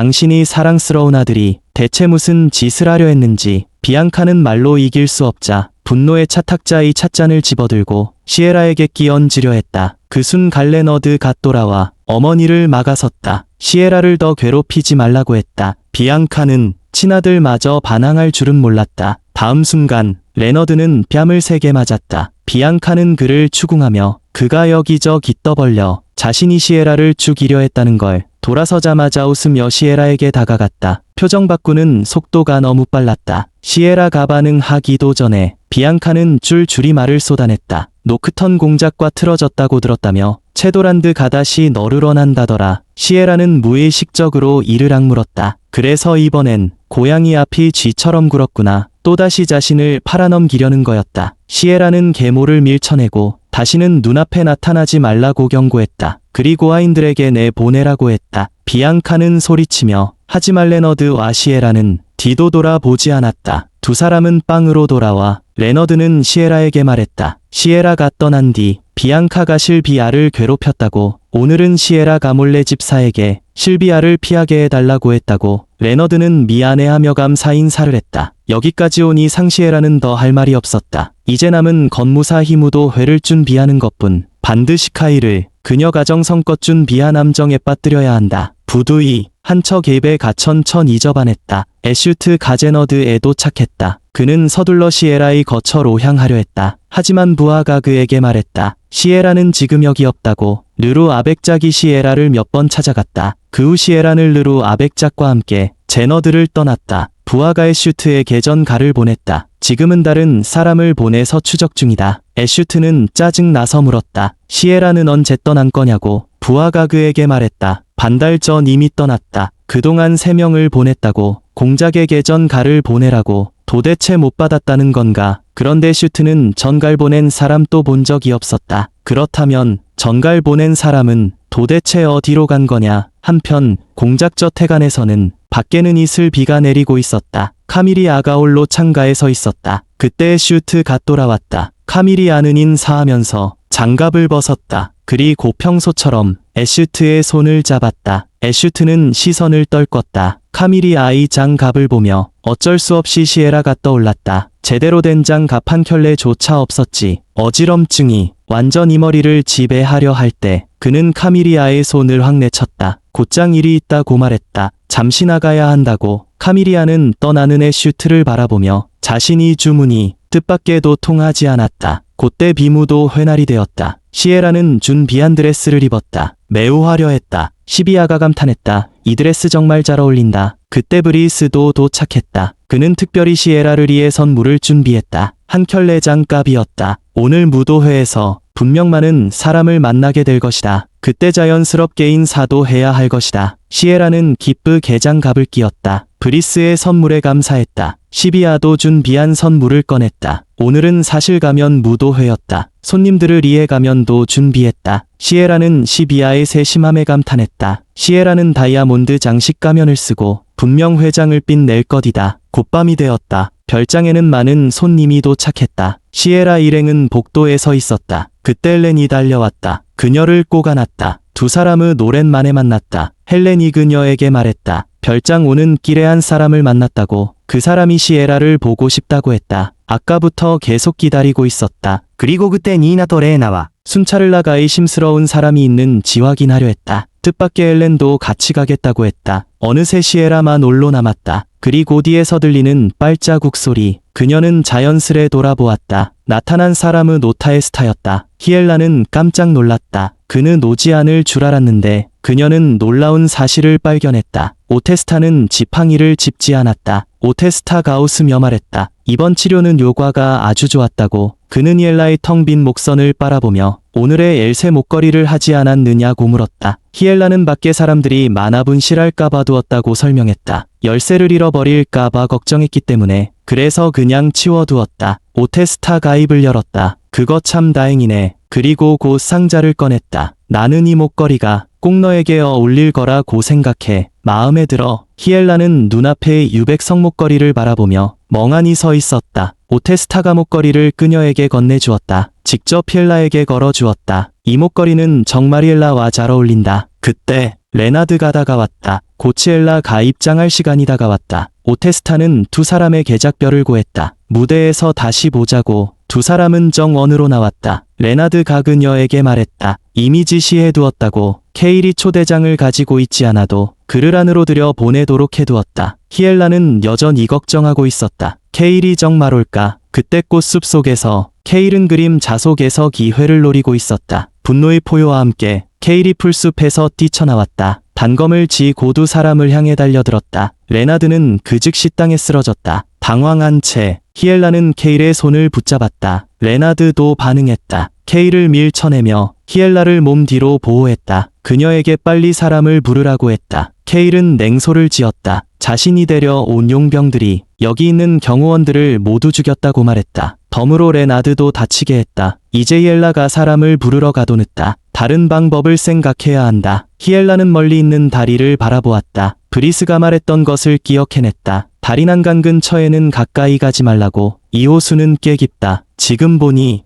해보는 수밖에 없다. 히엘라는 막 행동하려던 케일을 불렀다. 그는 고개를 돌려 시엘라가 다리 난간에 서 있는 것을 보았다. 히엘라는 그에게 레나드를 놓으라고 말했다. 케일은 경멸 섞인 웃음을 지었다. 그는 히엘라가 뛰어내릴 리 없다고 믿었다. 비록 히엘라의 인생은 수많은 상처로 얼룩져 있지만 하지만 그녀는 결코 자살을 생각해 본 적이 없었다. 그러나 지금은 더 이상 방법이 없었다. 히엘라는 몸을 날려 뛰어내렸다. 곧 호수로 떨어졌다. 물에 젖은 드레스는 무겁게 몸을 끌었다. 그녀를 빠르게 가라앉게 했다. 의식을 잃기 직전 한 명의 흑발남자가 호수로 뛰어들었다. 케일일까? 여기서 죽더라도 히엘라는 그에게 살려달라고 부탁하지 않았다. 흑발남자가 히엘라를 안았다. 다가온 이는 바로 오테스타였다. 그는 의식을 잃은 이 엘라를 안고 강가로 돌아왔다. 한편 케일은 이미 오테스타가 보낸 사람들에게 제압되었다. 그러나 케일은 노는 이들의 정체를 알지 못했다. 입을 막지 못한 채 조롱했다. 오테스타는 냉소를 지었다. 부하들에게 케일을 놓으라고 했다. 먼저 히에라오 이샤노 모토니 오크레토. 그는 직접 케일을 처리할 것이다. 트리스탄이 헬라를 때리고 떠났다. 케일이 비틀거리며 일어섰다. 오테스타는 그의 개장검 하나를 던져주었다. 오테스타가 말했다. 방금 나를 죽이려 하지 않았나? 그럼 덤벼라. 경멸 섞인 목소리와 눈빛. 케일을 완전 입은 노하게 했다. 그는 곧바로 장검을 뽑았다. 오테스타를 향해 찔러왔다. 히엘라가 다시 눈을 떴을 때 자신이 침대에 누워있는 것을 발견했다. 헬렌이 옆에서 지키고 있었다. 그녀가 개어난 것을 보고 걱정스레 히엘라에게 상태를 물었다. 헬렌도 오테스타 가대 황자라는 것을 알게 되었다. 게다가 그녀는 알게 되었다. 왜 히엘라가 이 무도회를 개최했는지도. 12아가 레나드를 꾸짖고 있을 때 이미 모든 사실을 털어놓았다. 그리고 케일, 황조 감살 미수로 중앙 감옥으로 이송되었다. 이번에는 왕족에게 손을 댔다. 귀족 신분으로도 그를 보호할 수 없었다. 앞으로 있을 재판에서 그는 사형을 선고받을 것이다. 히엘라는 멍하니 이 모든 이야기를 들었다. 케일이 이렇게 무겁게 판결받은 이유는 황자 전하 때문이다. 자신이 정체를 밝혔다. 하지만 이전 대황자가 암살당했을 때 범인은 아직 붙잡히지 않았다. 이제 정체를 밝히면 자신에게 위험이 될 수 있다. 히엘라는 어쩔 수 없이 오테스타를 걱정하게 되었다. 그때 시비아는 이 엘라가 깨어났다는 소식을 들었다. 급히 레나드를 때리고 그녀를 보러 달려왔다. 그녀는 짜책하며 말했다. 모든 애 가이엘라를 위해 무도회를 열자 고우긴 탓이다. 가면 무도회. 그래서 다치게 된 거다. 레나드는 급히 그녀를 위로했다. 그리고 그는 시비아가 임신했다는 사실도 알게 되었다. 두 사람이 마음은 더 가까워졌다. 시비아는 이 엘라를 걱정스레 바라보았다. 그동안 정말 힘들었겠지. 혼자서 모든 것을 짊어졌을 거야. 히엘라는 막 자신은 괜찮다고 말하려 했다. 하지만 머릿속에는 케일의 공포스러운 모습이 계속 떠올랐다. 이전에 겪었던 고난과 공포, 그녀를 현실적으로 괴롭혔다. 그리고 그녀는 살아남기 위해 마치 시든 나무처럼 잿빛이 된 것처럼 되기로 했다. 자신이 감정을 무시하며 하지만 그녀는 변하고 싶었다. 그녀는 솔직하게 모두에게 말했다. 자신을 회복하고 싶다고. 시비아는 그녀에게 말했다. 모든 것이 좋아질 거라고. 며칠 후의 정원에서 히엘라는 니나를 불렀다. 그녀에게 일의 진행 상황을 물었다. 그제서야 히엘라는 알게 되었다. 자신이 오테스타에게 호수에서 구출되었다는 것을. 그는 이제 이미 궁으로 돌아갔다. 다리 부상이 완쾌되었으니까 이제 더 이상 신분을 숨길 필요가 없다. 니나가 덧붙여 말했다. 트리스탄은 후작이다. 경호원들도 추가로 배치했다. 이제는 안심해도 된다. 그녀의 개 모비앙카, 그리고 애슈트. 더 이상 그녀들을 괴롭힐 수 없다. 요즘 애슈트는 매일 찾아왔다. 뭔가 할 말이 있는 듯했다. 말하자마자 나타났다. 별장 밖에서 시끄러운 소리가 들려왔다. 손님이 온 모양이었다. 히엘라는 직접 나가보기로 했다. 무슨 큰일이 있는지 확인하려고. 문 앞에 서 있는 애슈트, 히엘라가 이쪽으로 걸어오는 걸 보고 급히 다가가 그녀를 걱정했다. 그녀에게 호수에 뛰어든 이를 물었다. 진짜냐고, 정말 자살하려 했냐고. 히엘라 당시 확실히 필사적인 각오로 뛰어내렸던. 그러나 그녀는 냉정하게 말했다. 그건 단지 사고였다. 그녀는 전혀 죽고 싶지 않았다. 애슈트가 반응하기도 전에 히엘라는 그에게 왜 왔는지 물었다. 애슈트는 냉정한 히엘라를 바라보며 잠시 말문이 막혔다. 히엘라는 그와 시간을 끌려 유가 없었다. 바로 퇴장 명령을 내렸다. 애슈트는 다급하게 말했다. 그는 단지 두 사람 사이 오해를 풀고 싶었다. 히엘라가 다시 돌아가도록. 그래서 그녀를 찾아온 것이다. 이전의 저택에서 일어난 모든 일, 그는 단지 오해라고만 표현했다. 히엘라는 더 이상 참을 수 없었다. 큰 소리로 그에게 말했다. 만약 그 가약속을 지켰다면 자신도 떠나지 않았을 것이다. 히엘라는 손을 내밀었다. 이것은 이전 사건의 흔적이었다. 애슈트는 마치 벼락을 맞은 듯했다. 히엘라는 더 이상 그를 신경 쓰지 않았다. 손을 거두었다. 고개도 돌리지 않고 떠났다. 애슈트가 어떻게 붙잡아도 히엘라는 신경 쓰지 않았다. 며칠 후 트리스탄이 히엘라를 찾았다. 몇 가지 이유 때문에 그녀가 법정에 증언해 주기로 했다. 만약 증언만 하면 된다면, 케일이 그녀의 삶에서 사라지게 할 수 있다면, 그녀의 삶 속에서라면 그녀는 기꺼이 할 향이 있었다. 트리스탄도 그녀를 잘 지켜줄 것이다. 히엘라는 이 소식을 시비아에게 전했다. 그녀는 매우 기뻤다. 결국 제도는 그녀가 사는 도시였다. 두 사람은 제도에서 이 생활에 기대가 가득했다. 한편 카밀리아도 움직이기 시작했다. 밖에서 천둥이 울렸다. 폭우가 쏟아졌다. 성전체가 거대한 비 속에 휩싸였다. 애슈트는 혼자 비를 맞으며 돌아왔다. 카밀리아는 우산을 받쳐 들고 있었다. 믿을 수 없다는 듯 그를 바라보았다. 애슈트는 이해할 수 없었다. 그는 이미 멀고 먼 나라의 섬위에 있었다. 아파트를 구입했다. 몇 년만 기다리면 히엘라는 그와 함께 떠날 수 있었다. 모든 것이 끝날 것이다. 두 사람은 행복한 생활을 시작할 수 있다. 그녀는 왜 2년 년도 견디지 못했는가? 그냥 떠나버린 걸까? 그는 저택으로 돌아왔다. 하인이 그에게 말했다. 둘째 황자와 비앙카 사이 뭔가 관련이 있는 듯했다. 처음 K리그 섬을 탈출하는 것을 도운 사람, 아마도 둘째 황자였다. 이번 대비무도 회 사건조차 충분히 가능성이 있었다. 배후에는 둘째 황자가 있었다. 둘째 황자가 계속 지원했기에 케일은 히엘라에게 집착할 수 있었다. 그는 강하게 요구했다. 히엘라가 이번 재판에 출석하도록. 그의 목적은 히엘라를 죽이는 것이었다. 이번에는 케일의 일을 이용해서 히엘라를 제거하려는 걸까? 도시의 다른 한편에서는 달빛이 호텔 스타저택에 내리쬐었다. 히엘라 일행 은임이 도착했다. 하인들이 열렬히 그녀를 맞이했다. 전에 만난 건물의 한 하인들이었다. 그래서 무의식적으로 경계했다. 하지만 그들은 전혀 악의가 없었다. 히엘라는 편안함을 느꼈다. 하일루만이 그녀에게 말했다. 황자님께서 당신을 뵙고 싶어한다. 하지만 조금 있다 가도 착할 것 같다. 하지만 피곤하면 바로 쉬어도 된다. 황자님은 또한 말했다. 그녀가 오래 기다리지 않도록 노력할 거라고. 히엘라는 이미 기다림에 익숙했다. 누군가가 그녀를 소중히 여겨준다는 것을, 그녀의 시간과 감정을, 낯설고 이상한 감각이었다. 그러나 이번에는 그녀는 기다리기로 했다. 얼마 지나지 않아 급한 발걸음 소리가 들려왔다. 오테스타였다. 그는 오늘 하루 종일 밖에서 뛰어다녔다. 온몸이 땀투성이었다. 그래서 세수하고 바로 달려왔다. 히엘라는 그를 바라보았다. 단번에 알아차렸다. 그의 목이 상처, 아마 케일과 대치할 때 생긴 상처일 것이다. 입은 상처일 것이다. 두 사람은 마주 앉았다. 어떻게 말을 꺼낼지 몰랐다. 히엘라가 먼저 감사를 전했다. 이전 신분을 숨긴 일에 대해서도 그에게 사과했다. 오테스타는 전혀 개의치 않았다. 결국 자신도 진짜 신분을 숨겼기 때문에 계승식 날화제가 발생했다. 그는 바로 궁에서 도망쳤다. 그때 이후로 신분을 숨기고 지냈다. 두 사람은 다 시작이 소개를 했다. 정식으로 알게 되었다. 오테스타는 좋은 소식도 가져왔다. 둘째 황자가 개입했지만 이번 재판에 간섭했지만 그들도 준비를 해두었다. 오테스타는 한 명의 중요한 증언을 해줄 증인을 찾았다.